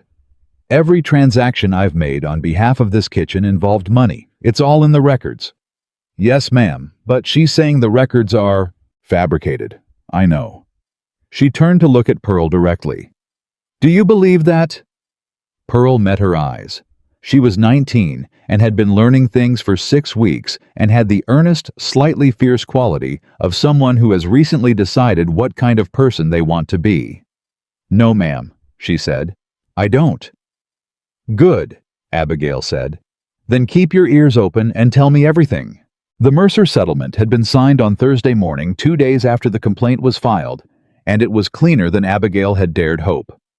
Mercer's lawyer had spent the better part of a day trying to reframe the letters between Mercer's office and Gerald as routine business correspondence, and Cole's attorney, the man in Laramie who'd known Cole's father, who'd arrived by the Thursday morning coach, with the quiet, unhurried confidence of someone who'd been waiting for exactly this kind of work, had spent that same day demonstrating why that reframing didn't survive contact with the actual documents. Mercer had signed before noon. No partnership, no stake. A formal acknowledgement that his office had received information about Blackstone Ranch's condition from a party who has since been found to have provided fraudulent representations. A clean withdrawal of the proposal. And this was the piece Cole had insisted on, quietly and absolutely, a written statement that Blackstone Ranch's financial standing in the territory was not compromised by the events of the previous 6 months. Cole had come back to the kitchen with the signed documents and set them on the workbench and said nothing for a moment. Then he said, "It's done." "Good," she said. "Mercer's leaving today, taking his men with him." He paused. "Ames asked me to give you something." He held out a folded note. She opened it. It said in a precise, economical hand, "Miss Turner, in 20 years working for Mr. Mercer, I have been present for a great many negotiations. I have never seen one concluded quite so efficiently. Should you find yourself in need of a character reference, I would be glad to provide one. R. Ames." She folded it back up and put it in her apron pocket. "What does it say?" Cole asked. "That I'm good at my job," she said. He almost smiled, getting better at that. But Dorothea's complaint was a different animal than Mercer's proposal, and Abigail knew it. A business proposal could be outmaneuvered with documents and a good attorney. A public accusation in a territory where reputation was currency, where women who didn't conform to expected shapes and expected roles were already starting several steps behind, that was harder. That lived in people's minds before the evidence could get there. That was what Dorothea had understood when she filed it and why she'd filed it. The feast was the answer. Abigail had known it from the moment she'd said it, not because it would resolve the legal complaint the attorney was handling that, and the records were clean, and Dorothea's witnesses, when examined, turned out to consist of one man who'd seen Abigail hand a jar of preserves to the Calloway widow, and had apparently decided that charitable exchange was evidence of financial fraud. But because the feast would do something legal, documents couldn't. It would let 100 people see exactly what she'd built. She had 2 weeks. She used every hour of them. The planning was a kind of joy she hadn't expected, not the grim determination of the first weeks when she'd been cleaning and counting and building against an uncertain future. This was something different, the particular energy of a woman who knows what she has and is finally able to lay it out in full. She calculated portions for 120 people, and then rounded up by 20% for weather contingencies and the universal truth that men who've been working in cold weather eat more than any reasonable calculation predicts. She organized the kitchen stores with the feast as the target, and found that she had more than enough, which was the point, which was the whole point, which was what she'd been building toward since October. Cole helped. That surprised her, or rather the way he helped surprised her. He didn't delegate. He came to the kitchen in the early mornings and sat on his crate and asked what was needed, and then went and did it with a directness she'd come to recognize as his natural mode when he was fully present without the grief fog between him and the world. He negotiated with 2 neighboring ranchers to borrow extra tables. He put Dix in charge of setting them up in the main house's large front room, which hadn't been used for a gathering in 2 years.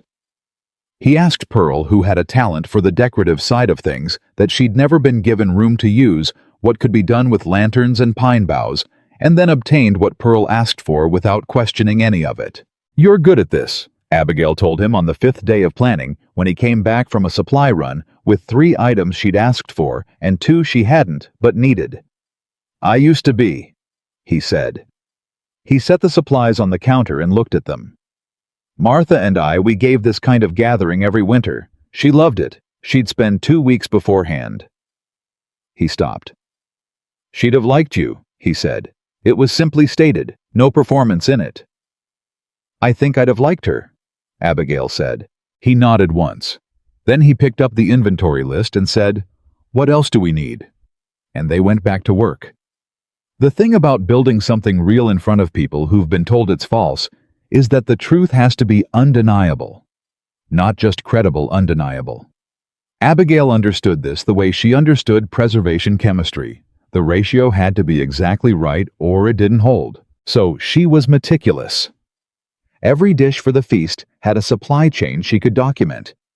Every jar on the table had a corresponding ledger entry. She prepared a simple, clear summary of the kitchen's accounts, not the long, detailed records, but a clean single page that showed income and outgo, and the math that proved both the kind of document you could hand to a skeptic and watch the skepticism fail because the numbers just worked. She didn't tell Cole about the summary. She put it in her apron pocket the morning of the feast and left it there a quiet weight against her hip and waited to see if she'd need it. She thought she would. The morning of the feast, Abigail woke before 4. She lay still for a moment in the dark of the stone kitchen she'd taken to sleeping in the small room off the back, warmer than it had been in the fall now that she'd properly insulated it, and ran through the day's schedule in her mind.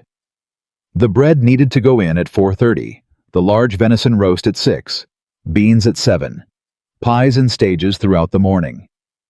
The community soup, the big batch, the one she'd been building the base for all week, needed constant attention for the last 3 hours before serving. It was going to be a long day.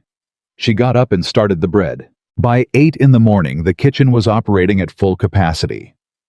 Pearl was there, and 2 settlement women who'd ridden in the night before, and who Abigail had recruited specifically because they were known and trusted in the valley, and because one of them, Mrs. Henley, was the finest pie maker in the territory and had been delighted to be asked. Hector moved in and out, managing logistics reporting on the arrival of families from the surrounding settlements.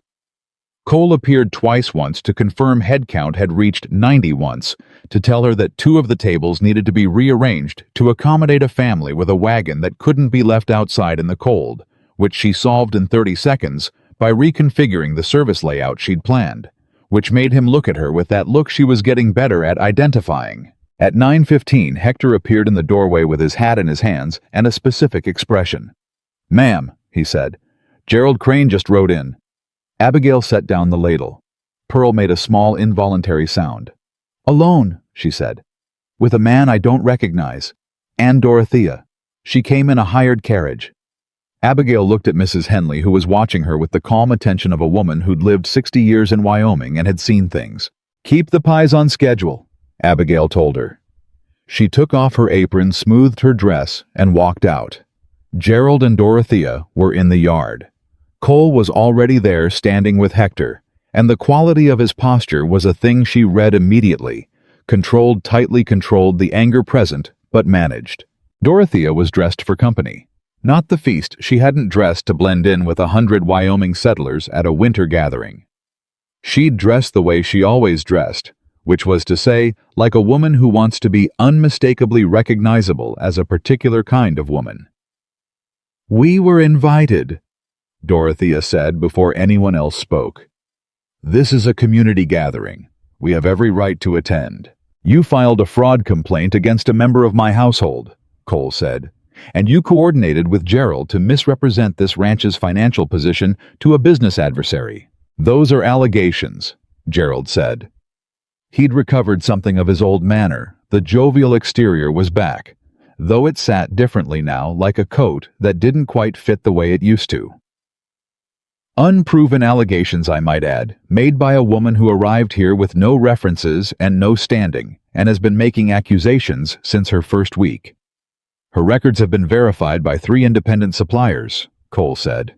Her records, Gerald said with a particular emphasis that dropped the temperature of the air around him, are her records. A woman who can write numbers in a book can write any numbers she chooses. Cole started to answer. Abigail put her hand briefly on his arm, just briefly, just for a second, and stepped forward. "Mr. Crane," she said. "Mrs. Crane, you're welcome to come in." She said it clearly in a carrying voice, because people had started coming out of the main house to see what was happening, and the thing about a public moment is that how you handle it becomes the story. "The feast is for everyone in this valley. Come in and eat." She paused. "But I want you to understand something first. Every record I've kept, every account I've managed, every transaction made through this kitchen, it's all documented. It's documented by me. It's been verified by multiple parties, and it's been reviewed by Mr. Blackstone's attorney. If you've come here today to continue an accusation, I'd encourage you to have a careful look at those records before you do." Dorothea's expression was something to read. She was too controlled to be visibly angry, but there was something in her eyes, the specific frustration of a woman who'd aimed a weapon and watched it not fire. "I've come to a community gathering," she said finally. "Nothing more." "Then come in," Abigail said, "and welcome." She turned and walked back to the kitchen. Behind her, she heard Hector say quietly to Cole, "Well, that was something, boss." She didn't hear Cole's response. The feast started at noon. 114 people sat down to eat at tables that had been pushed together in the main house's big room and overflowed onto temporary arrangements in the covered porch and the large front hall. There was venison roast and community soup and cornbread and pickled vegetables and the pies that Mrs. Henley had produced in quantities that seemed to exceed the laws of space and time, and the preserved apple cider that Abigail had been holding back for exactly this occasion, warm with cinnamon and cloves. Abigail didn't sit. She served. That was where she was most useful, and it was also, she understood clearly, the most visible place to be, moving through the room, with the serving dishes, talking to people she'd traded with, and people she'd never met, remembering names, and noting faces, and doing what she'd been doing since she arrived at this ranch in October, seeing people as people worth feeding well. The Calloway widow caught her arm as she passed. Abigail. She said she was one of the few who used her first name, had been since the second time they'd met. "I need you to know, when that woman came to talk to me, Mrs. Crane." Abigail stopped. "When did she come to you?" 10 days ago. Told me all manner of things." The widow's eyes were sharp and clear. She was 70, if she was a day, and she'd been in this territory since before the railroad came through. "Told me you'd been misrepresenting what you were selling me. That the preserves I'd got from you were inferior goods sold at inflated prices." "What did you think?" Abigail said. "I thought she'd clearly never tasted your apple preserves," the widow said, "and I told her so." She squeezed Abigail's arm. "I want you to know, whatever that woman says, this valley knows the difference between a person who helps and a person who harms." Abigail took a breath. "Thank you," she said. "That means a great deal." "Don't thank me for telling the truth, child. Just keep feeding people." She moved on. She served. She watched. What she was watching for was Dorothea's move because she knew it was coming. People like Dorothea Crane didn't come to a gathering they'd tried to prevent without a purpose. They came because they'd planned something. They came because a public gathering was also a public stage, and they'd decided the stage served their purposes better than absence. It happened at 1:30. Gerald stood up.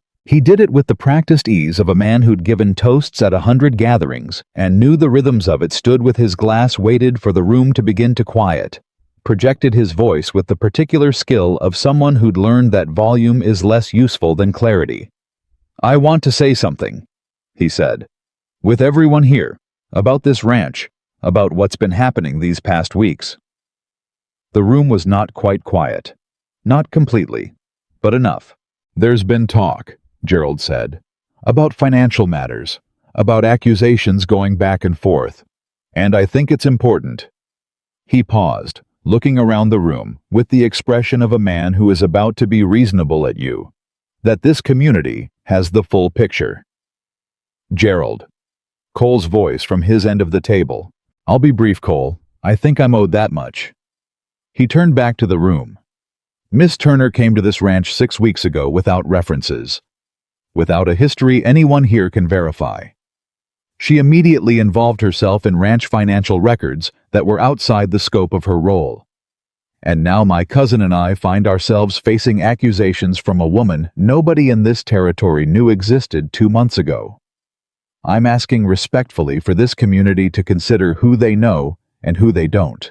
The room was fully quiet now. Abigail stood with the serving dish in her hands and felt 114 people not quite looking at her, which was its own kind of looking. She thought about her mother, who'd sat in a lawyer's office and said something is wrong and been right. She set the serving dish down on the nearest table. She reached into her apron pocket and took out the single folded page. She didn't raise her voice. She didn't perform. She just spoke clearly into the quiet room. "Mr. Crane is right that nobody in this territory knew me 2 months ago," she said. "So let me tell you who I am." She looked around the room, not at Gerald, not at Dorothea, at the people. "My name is Abigail Turner. My parents were James and Ruth Turner, who homesteaded outside Cheyenne for 22 years before the fever took them both this past spring. I came to Blackstone Ranch because I needed work, and I was told it was an honest operation. I was given a kitchen that hadn't been used in 15 years and told to make something of it." She held up the paper. "This is a summary of every transaction made through that kitchen in 6 weeks. Every purchase, every sale, every trade, every jar of preserves, every pound of smoked meat, every bushel of grain, every number, verified by Dunmore's grain operation, by the Morrison farm, by the Hendricks family, by the Calloway widow." She nodded to the old woman who sat very straight. "And by Mr. Blackstone's attorney, who will tell you that not 1 cent is unaccounted for." She set the page on the table in front of her. "If Mr. Crane has a specific discrepancy to identify, I invite him to look at those numbers and find it. In front of everyone here." Silence. Gerald's easy manner had developed a hairline crack. Just a small one, but visible. "That's a single page," he said. "It's a summary. Anyone can write a summary." "The full records are in the kitchen," she said. 62 pages, dated, witnessed, and cross-referenced. You're welcome to go look at them." "A woman who's been committing fraud doesn't keep 62 pages of records," said Dix from somewhere in the middle of the room. He said it the way he said most things conversationally, without apparent investment, as though he were simply noting a feature of the landscape. "That ain't how fraud works." A few people laughed, the short, surprised kind. "I've traded with Miss Turner 3 times, said a man Abigail recognized as Henry Morrison. "Every transaction was fair. Every item was exactly what she said it was." He looked at Gerald. "I don't know what you're trying to do here, Mr. Crane, but you're talking about a woman who helped my family get through the first hard weeks of this winter. I'd ask you to be careful." "My wife got a recipe from her," said another voice, a man in the back. Abigail didn't immediately place.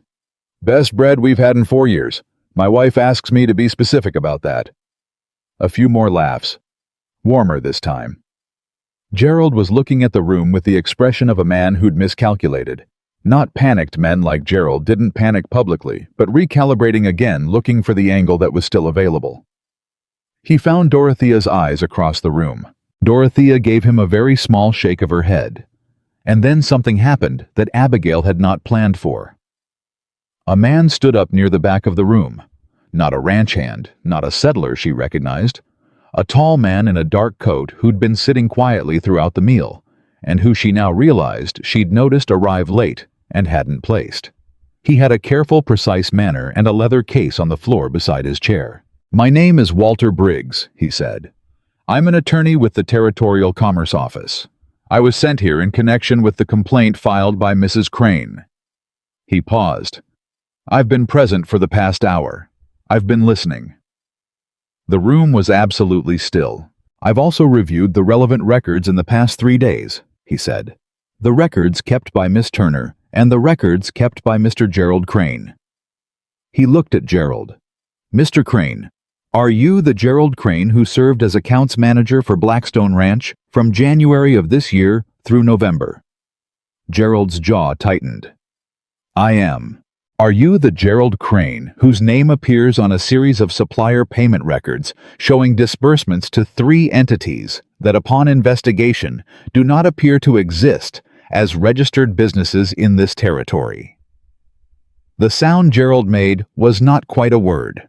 "I have a warrant," Briggs said, "for your attendance before the Territorial Commerce Court in Laramie on the 14th of January to answer questions regarding those disbursements." He reached into the leather case and produced a document. "I was asked to present this at the earliest available opportunity." He looked around the room. "I thought a community gathering might be that opportunity." Gerald's face had gone a color that Abigail had never seen on a human face before. Dorothea was on her feet. This is an ambush," she said. "This was planned." "Mrs. Crane," Briggs said with the infinite patience of a man whose job is to be unflappable. "I was asked by the Commerce Office to deliver this warrant. I chose to do so here because Mr. Crane is here. That's the full extent of the planning involved." He walked across the room and handed Gerald the document. Gerald took it because there was nothing else to do. The room watched. Dorothea looked at Abigail.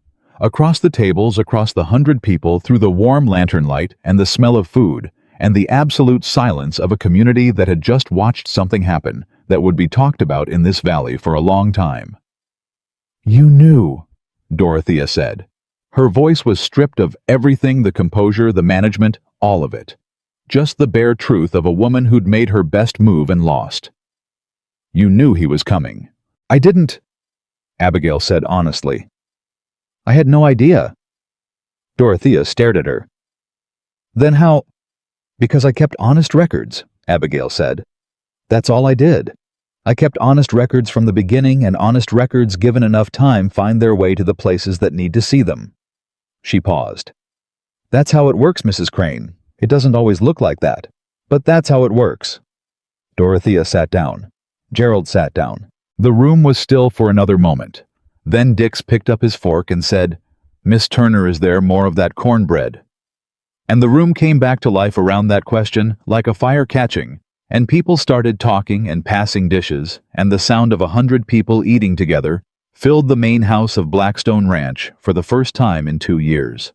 Cole found her in the kitchen an hour later when most of the serving was done, and Pearl and Mrs. Henley were managing the remaining plates, and Abigail had finally sat down on her crate with a piece of cornbread and a cup of coffee, and the specific exhaustion of a person who has been running on will and planning for 2 weeks, and has finally put the weight down.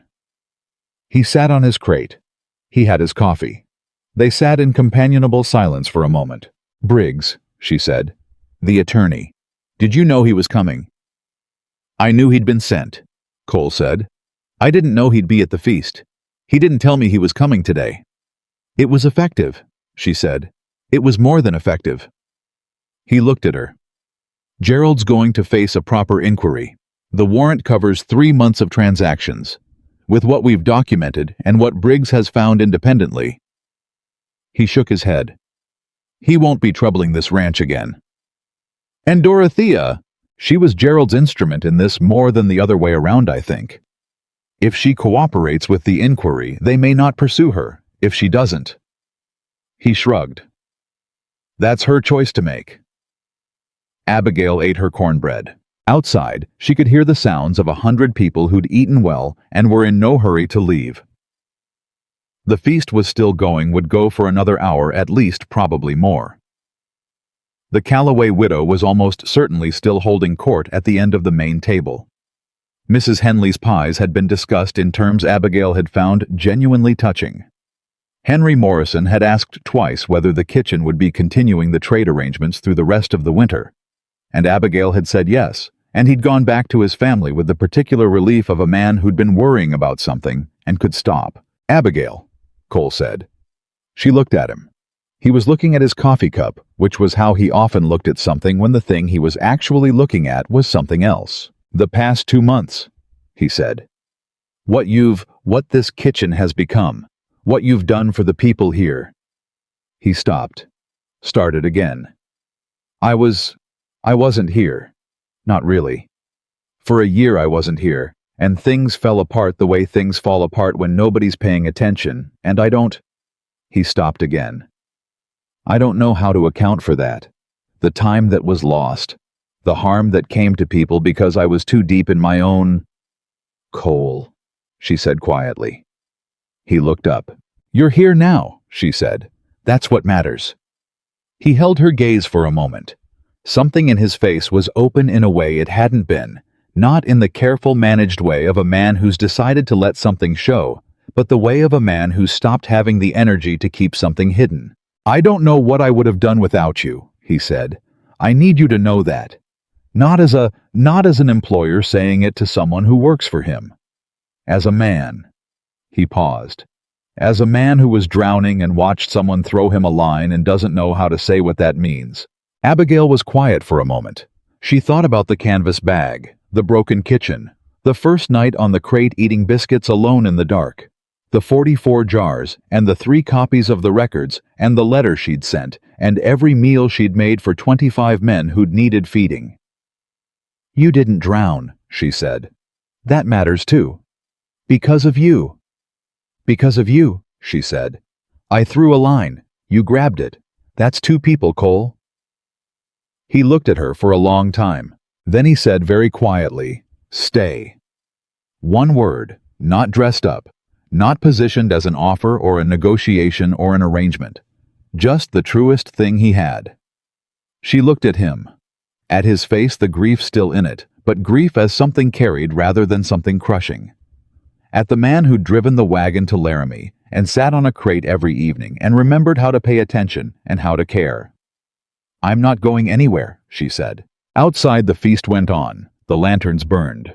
100 people who'd made it through the first hard weeks of winter sat together in the warmth that Abigail Turner had built from nothing and ate the food she'd preserved and planned and prepared and the valley held. The word "stay" lived in the kitchen with her after that. Not as a demand. Not as a complication. Just as a thing that had been said honestly by a man who didn't waste honest words, sitting in the quiet after a feast that had fed 114 people and dismantled a conspiracy that had been 6 months in the building. Abigail turned it over in her mind the way she turned over problems, not anxiously, but with the steady, methodical attention she gave to anything that mattered. She'd said she wasn't going anywhere, and she'd meant it, and the space between what she'd meant and what he'd been asking was a space she wasn't ready to cross yet. But she knew it was there. She knew because she'd stopped not noticing him. That was the honest way to put it. For the first weeks, she'd observed Cole Blackstone the way she observed everything, clinically usefully gathering information she needed to navigate a complicated situation. She'd cataloged his habits and his grief and his capacity, and she'd filed them. That was all it had been. At some point, she couldn't have named the exact moment, which was itself informative. It had become something else. She'd started noticing when he came into the kitchen, the way you notice weather changing, a shift in the air, a particular quality of attention coming to life in her chest that wasn't clinical or useful and couldn't be filed. She didn't tell anyone this.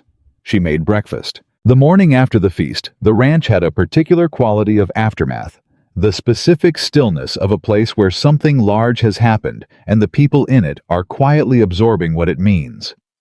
The hands moved through their morning work without their usual noise. Pearl arrived early and helped without being asked. Hector drank 3 cups of coffee at the workbench and stared at the middle distance and finally said, "Well, ma'am, that was a feast," in a tone that made the word mean considerably more than food.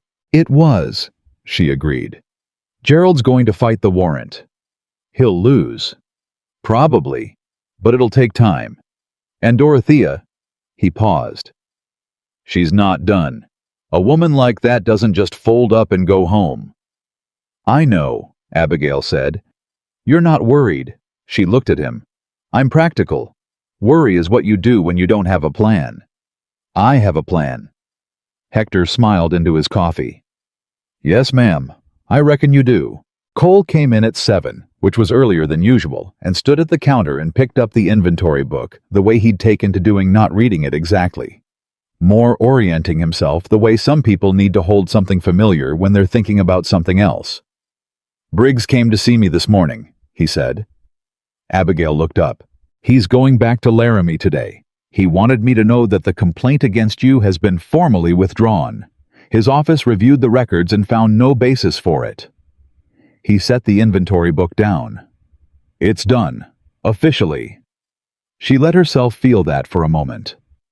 Just a moment, the clean, uncomplicated relief of having something that had been hanging over her simply removed. Then she nodded and went back to what she was doing. "Good," she said. "That's all?" "Good. What else would you like me to say?" "I don't know. Something more than good. Dorothea filed that complaint to destroy you." "And it didn't work," she said. "So. Good." He watched her for a moment with that particular expression she'd catalogued and stopped being able to catalog. Then he sat on his crate and accepted the coffee she set in front of him and didn't say anything else for a while. Pearl came in with the morning eggs and a look on her face that meant she had news she was deciding how to deliver. "Mrs. Calloway is outside," she said. "She brought Mrs. Morrison and the Hendricks girl. They said they've come to help with the cleanup from yesterday." Abigail raised an eyebrow. "The cleanup's done. We finished last night." "I know," Pearl said. "I told them that." She paused. "They said they'd come anyway." Cole made a sound that was fully a smile finally out loud. "I think," he said, "they've come to see how you are." He was right. The 3 women came in and established themselves at the workbenches with the comfortable authority of women who've decided somewhere is a place they're welcome. And within 20 minutes, the kitchen had the quality of a different kind of gathering. Quieter than the feast, more domestic, with the particular warmth of women talking while their hands are busy, which is a different kind of warmth than any other. Mrs. Calloway, who'd made her position clear the night before at the feast table, sat closest to the stove and addressed herself to Abigail with the directness of someone who's earned the right to be direct. "That woman is still in town," she said. "Dorothea Crane. She's at the hotel, and she's been talking to anyone who'll listen." "What's she saying?" Abigail said. "That last night was a performance. That you arranged the whole thing, including that attorney appearing." She picked up a pea pod and started shelling. "She's also saying—" A pause. "She's saying that your relationship with Mr. Blackstone isn't appropriate. That you've positioned yourself to take advantage of a widower in a vulnerable state." The kitchen was quiet. Pearl at the far counter didn't look up, but had gone very still. Cole on his crate set down his coffee. "She's saying that," he said. His voice was even, almost too even. "Cole," Abigail said quietly. "I heard it," he said. He stood up. "I'm going to go." "Sit down," she said. He looked at her. "Sit down," she said again, with the same tone she used when the bread needed watching and someone was about to let the heat get away. Getting on a horse and riding to town to confront Dorothea Crane about a rumor is exactly what she wants. It proves the rumor. He stood for a moment longer. Then he sat. "She's been losing ground since the feast," Abigail said, addressing herself to Mrs. Calloway as much as to Cole. "She filed a complaint that's been withdrawn. The man she was working with is facing a warrant. Mercer is gone. She has nothing left but talk and talk in a town where 114 people ate last night and watched Gerald get served a warrant at the dinner table." She paused. "Talk will run out of air on its own."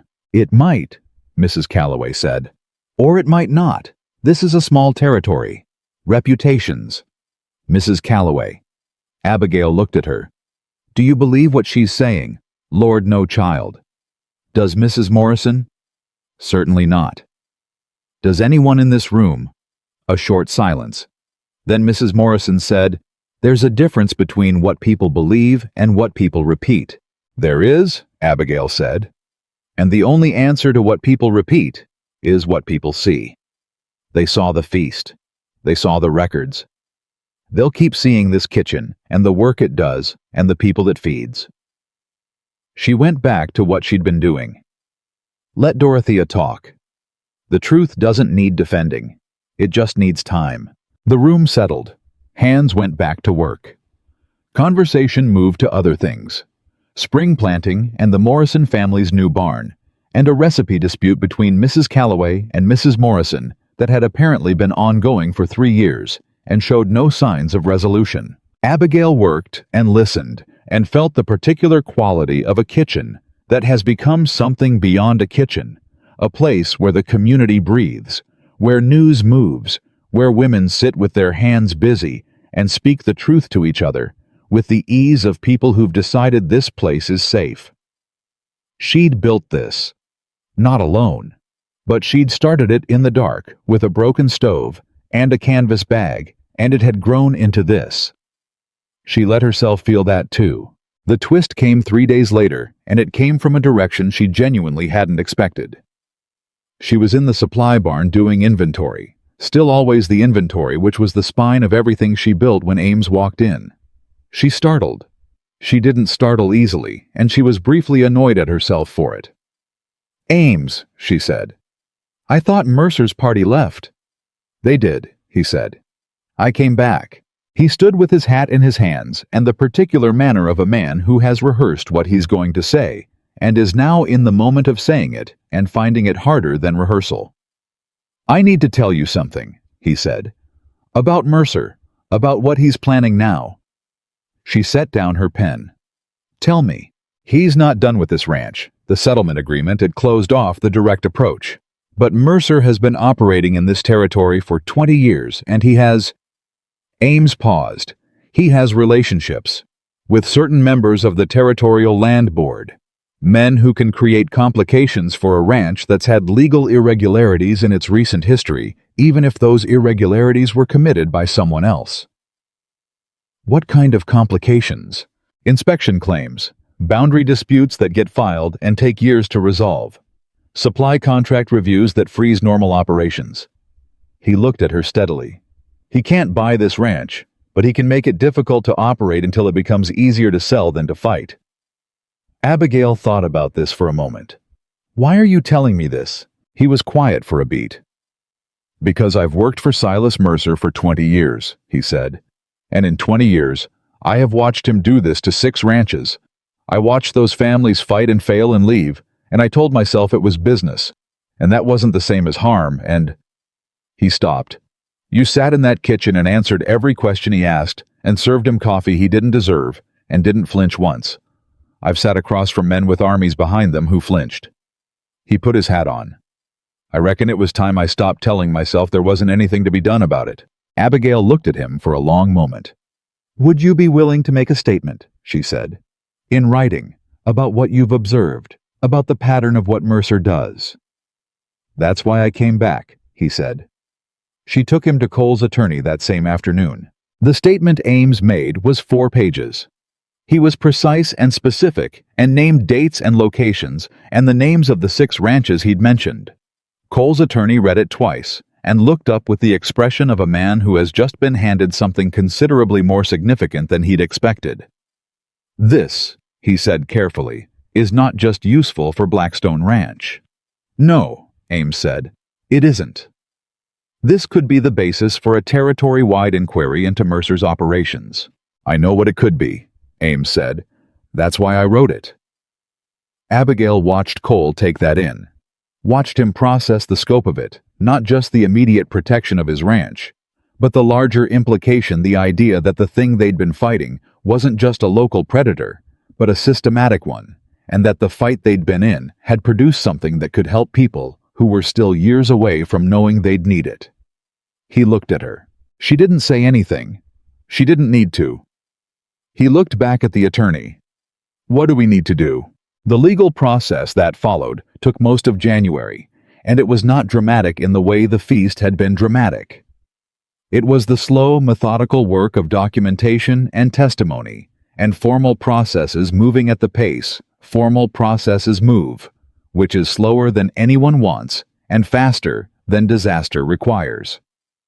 Cole was present for all of it.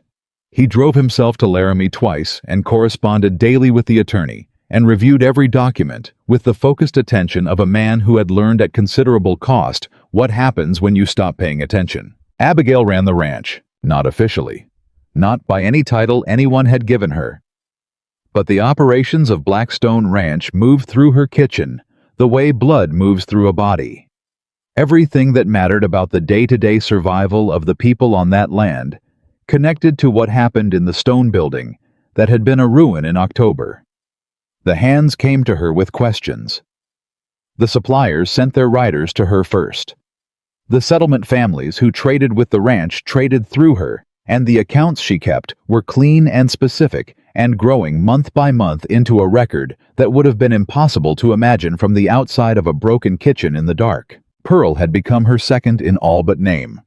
The girl who'd watched her with wide eyes in the main house kitchen in October could now run the provisioning independently for 3 days at a stretch, kept her own records in a neat, precise hand, and had recently begun making suggestions that Abigail found genuinely useful, which she told her directly, and watched Pearl receive with the particular emotion of someone who has been capable for years and is hearing it confirmed for the first time. "You should teach," Abigail told her one afternoon. Pearl looked at her. "Teach who?" "Anyone. There are women in this valley who don't know what you know. About preservation, about accounts about the mathematics of feeding people through a hard winter." She looked at the girl who'd arrived at this kitchen nervous and had become something considerably more. Knowledge kept to yourself is half-wasted. Pearl thought about it. Would you help me with how to structure it?" "Of course," Abigail said.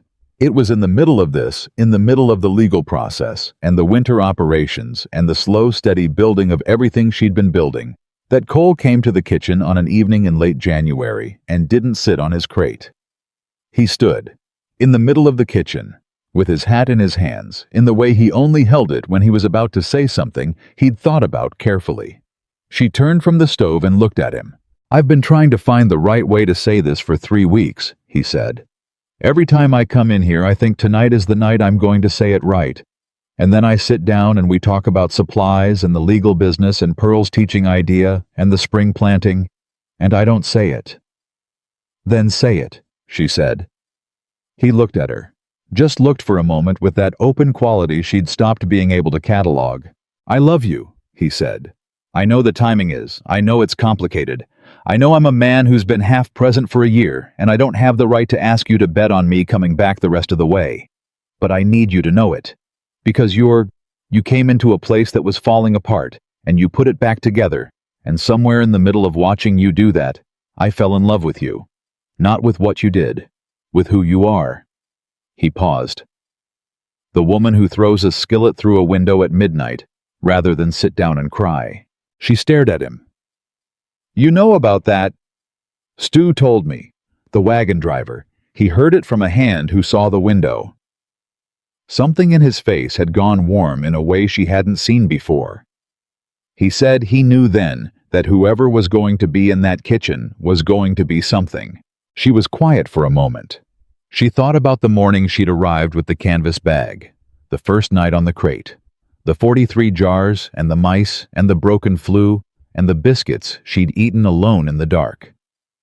She thought about all the things she'd built since then, and the man who'd sat on a crate every evening, and remembered how to be present, and the valley outside that was going to make it through the winter because someone had paid attention. "Cole," she said, "you don't have to—" "I love you too," she said.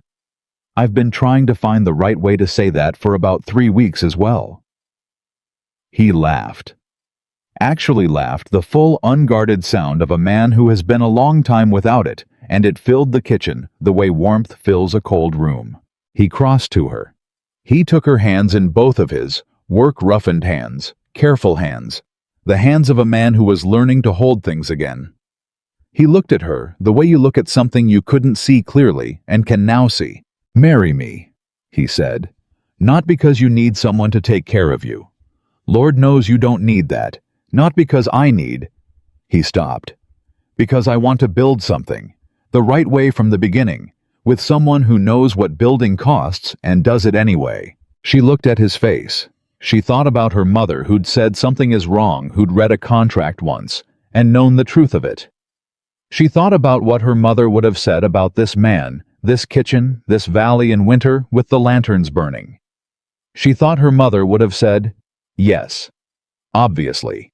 Now stop standing there and get back to work." "Yes," she said. He held her hands tighter. Outside, the Wyoming winter was in its deepest month. The cold that came in late January in the territory was a different animal than December cold, not the sharp dramatic cold of the first storms, but the settled permanent cold of a winter that has committed itself, that has decided it owns the land and means to keep it. It pressed against the stone walls and found them solid. It tested the roof and found it repaired. It moved through the yard and the barn and the pastures and met cattle that had been fed through the stores that Abigail had built. Met men who had eaten well all winter. Met a ranch that had been falling apart in October and had not fallen. Dorothea Crane left Laramie in the second week of February. No announcement. No final confrontation. She was there, and then she wasn't the way people leave when they've run out of moves and understand it. Hector reported it to Abigail without drama in the middle of a morning's work. "Mrs. Crane's gone. Hotel says she paid her bill and took the stage east." "All right," Abigail said and kept working. Gerald's case before the Territorial Commerce Court concluded in March. The evidence was not subtle. 3 fictional supplier accounts, 11 months of systematic diversions, the letters to Mercer's office laid out in sequence by an attorney who had Abigail's records as the factual backbone of every claim. It was the kind of case that doesn't produce drama in the courtroom because the outcome is clear before it starts. Gerald Crane was found liable for fraudulent misappropriation of ranch funds in the amount of $4,216 over 11 months.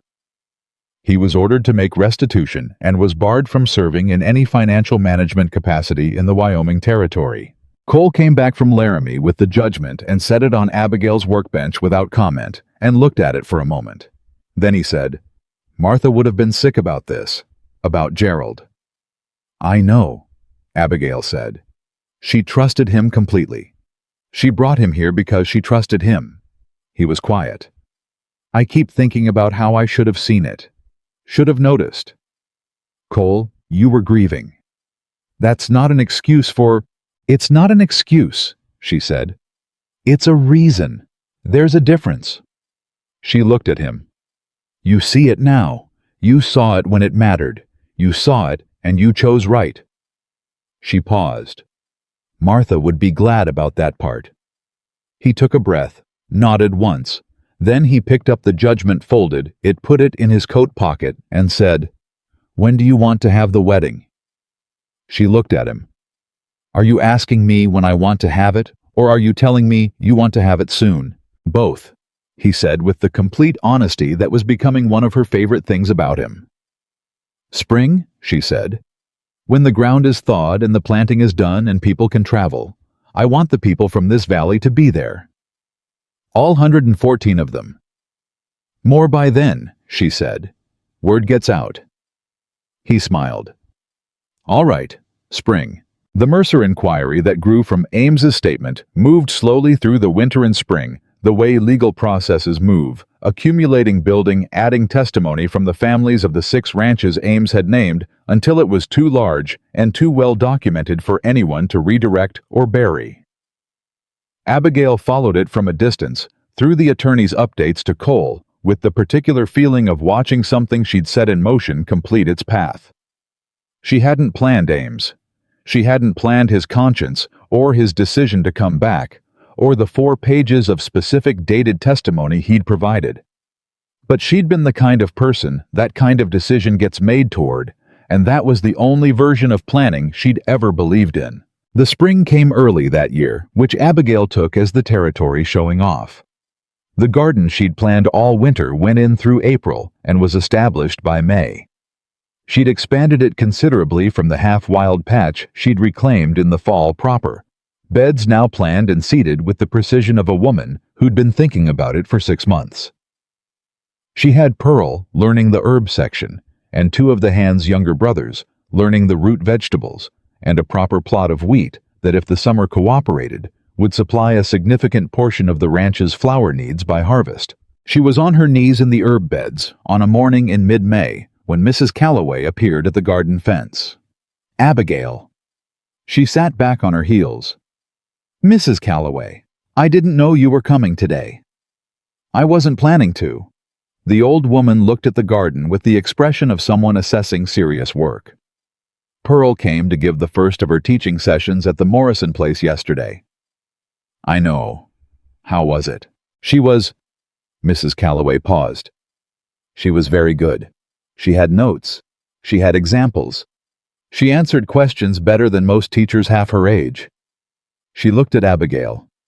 "That girl was drowning in that main house kitchen when you got here." "She needed room," Abigail said. "She needed someone to tell her she was worth making room for." Mrs. Calloway was quiet for a moment. "You've done that for more people than you know. This winter. What this ranch was what it is now." She paused. "I just wanted to say it to your face." Abigail looked at her. At the woman who'd trusted her from the beginning, who'd squeezed her arm at the feast and told her to keep feeding people. "Thank you," she said. "Don't thank me. Keep gardening." Mrs. Calloway turned to go. "And that wedding better have good food." "Mrs. Calloway," Abigail said. The old woman looked back. "Will you come early? The day of, I could use someone in the kitchen who knows what they're doing." Mrs. Calloway's face did something complicated and then settled into the particular warmth of a woman who has been asked the right thing at the right time. "I'll be there before sunrise," she said. The wedding was on the first Saturday of June, on a morning when the Wyoming sky was the particular clean blue that only happens after rain, and the grass was as green as it ever gets in the territory, which is greener than people expect. Abigail had been right about the numbers. There were more than 114, because word had gotten out the way she'd known it would, and because the story of what had happened at Blackstone Ranch over the winter had traveled the way stories travel in small territories, person to person across fence lines and trade routes, and the natural human need to tell each other about things that turn out right. She stood in the kitchen before the ceremony. Her kitchen, the stone building that had been a ruin, and was now the center of everything, and looked at what was ready. The food for the reception laid out in organized abundance enough for 140 people, and then some, because she had never once in her life stopped at enough. Mrs. Calloway was there, and Pearl and Mrs. Henley with her pies, and 3 women from the valley who'd become regulars in the teaching sessions Pearl ran. And the kitchen was warm and busy, and full of the sound of people doing work they were good at. Pearl looked at her. "You should go get ready." "I am ready." "You're covered in flour." Abigail looked at her hands. "I made a pie." "You made 3 pies." "The third one is better," Abigail said. But she took off her apron and handed it to Pearl and went to the small room off the back where her dress was hanging. She'd made the dress herself over the winter evenings from fabric Cole had brought back from Laramie without being asked, blue wool, good quality, the color of the sky that morning. She'd made it plain and well-fitted and warm because she was a practical woman, and she was not going to be cold at her own wedding. She'd put a row of small buttons down the front that had taken her 3 evenings to attach, and were, she thought, exactly right. She put it on. She looked at herself in the small mirror. She looked like herself, broad and solid and plain, and herself in a blue dress with good buttons in the kitchen she'd built from nothing. She thought about the woman who'd stepped down from Stu's wagon in October with a canvas bag that wasn't even full, who'd stood in the yard and looked at the broken building at the bottom of the slope and said, "I'll need a lamp." "Ready?" Pearl said from the doorway. "Yes," Abigail said. Cole was waiting at the end of the path between the kitchen and the main house, which was where they'd decided to stand, not in a church, because the church in town was 20 miles away. And neither of them were particularly invested in the building, and not in the main house either, but out here in the space between the kitchen and everything else, which was the space where the ranch actually lived. He had his good hat on, and his face was doing the thing she loved about his face, which was being completely unguardedly present. He looked at her walking toward him, and his expression said everything that needed saying. The judge who'd come from Laramie said the words. They said their words back. The valley watched. Hector, who was standing closest, was holding his hat in both hands, with the particular intensity of a man trying not to show that he's moved. Dix, who was next to him, was not trying as hard. He had his handkerchief out and was not apologetic about it. Mrs. Calloway was smiling the way people smile when something confirms what they already knew. When it was done, when the judge said the last words, and Cole took her hands and looked at her, there was a sound from the assembled crowd that was part applause and part something quieter. The sound of a community exhaling something it had been holding all winter. The particular release of people who have been through something difficult together and have come out the other side. Cole leaned down and said quietly against her ear, "The third pie is the best thing you've ever made." She pulled back to look at him. "You ate it already." "Just a piece. To check." Cole Blackstone, that pie was for the reception. "It's magnificent," he said with complete sincerity and not a shred of apology. "Everyone's going to be very impressed." She looked at him. His face. The openness in it, the ease, the man who had been hollowed out by grief and had come back, not unchanged, not pretending the loss wasn't there, but back present, capable of standing in the June sun and stealing pie and looking at her like she was the thing that made sense of everything. She started laughing, full and unguarded, the kind she'd been too careful to give herself for a long time. He laughed with her. Behind them, the valley gathered for the feast. That evening, when most of the guests had eaten their fill and drifted into the long Wyoming twilight, Abigail stood at the kitchen door and looked at what she had. Not cataloging it this time. Not calculating or planning or problem-solving. Just looking. Hector was at the fence with two of the younger hands telling a story that was making them laugh. Pearl was at the table with Mrs. Morrison's daughter. The two of them bent over something Pearl was explaining with the focused patience of a natural teacher. The Calloway widow had cornered the judge and was telling him something that had him nodding very seriously. Dix was asleep in a chair in the corner with his hat over his face, which seemed exactly right. Cole came to stand beside her. They stood together in the kitchen doorway, looking at the valley, in the last light at the people, and the spring grass, and the ranch that had been dying and had not died. "What are you thinking?" he said. She thought about it honestly. "I'm thinking about October," she said. "The first night. The biscuits I ate alone in the dark.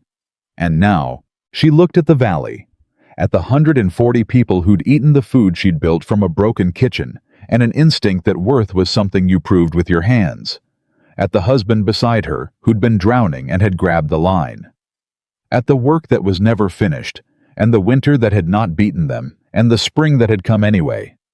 The way spring always comes, not because it's earned, but because that's what seasons do when you hold on long enough. "Now," she said, "I'm thinking about what the garden needs in the morning." Cole put his arm around her. Outside, the last light moved across the Wyoming plains in the long, golden, unhurried way of a June evening that has nowhere it needs to be. The valley held everything she'd built. The stone kitchen behind her glowed with warmth. The people she'd fed were fed and full, and here, Abigail Turner had arrived with nothing and built everything, and the life she made in that forgotten kitchen became the beating heart of a valley that would never forget the woman who refused to quit.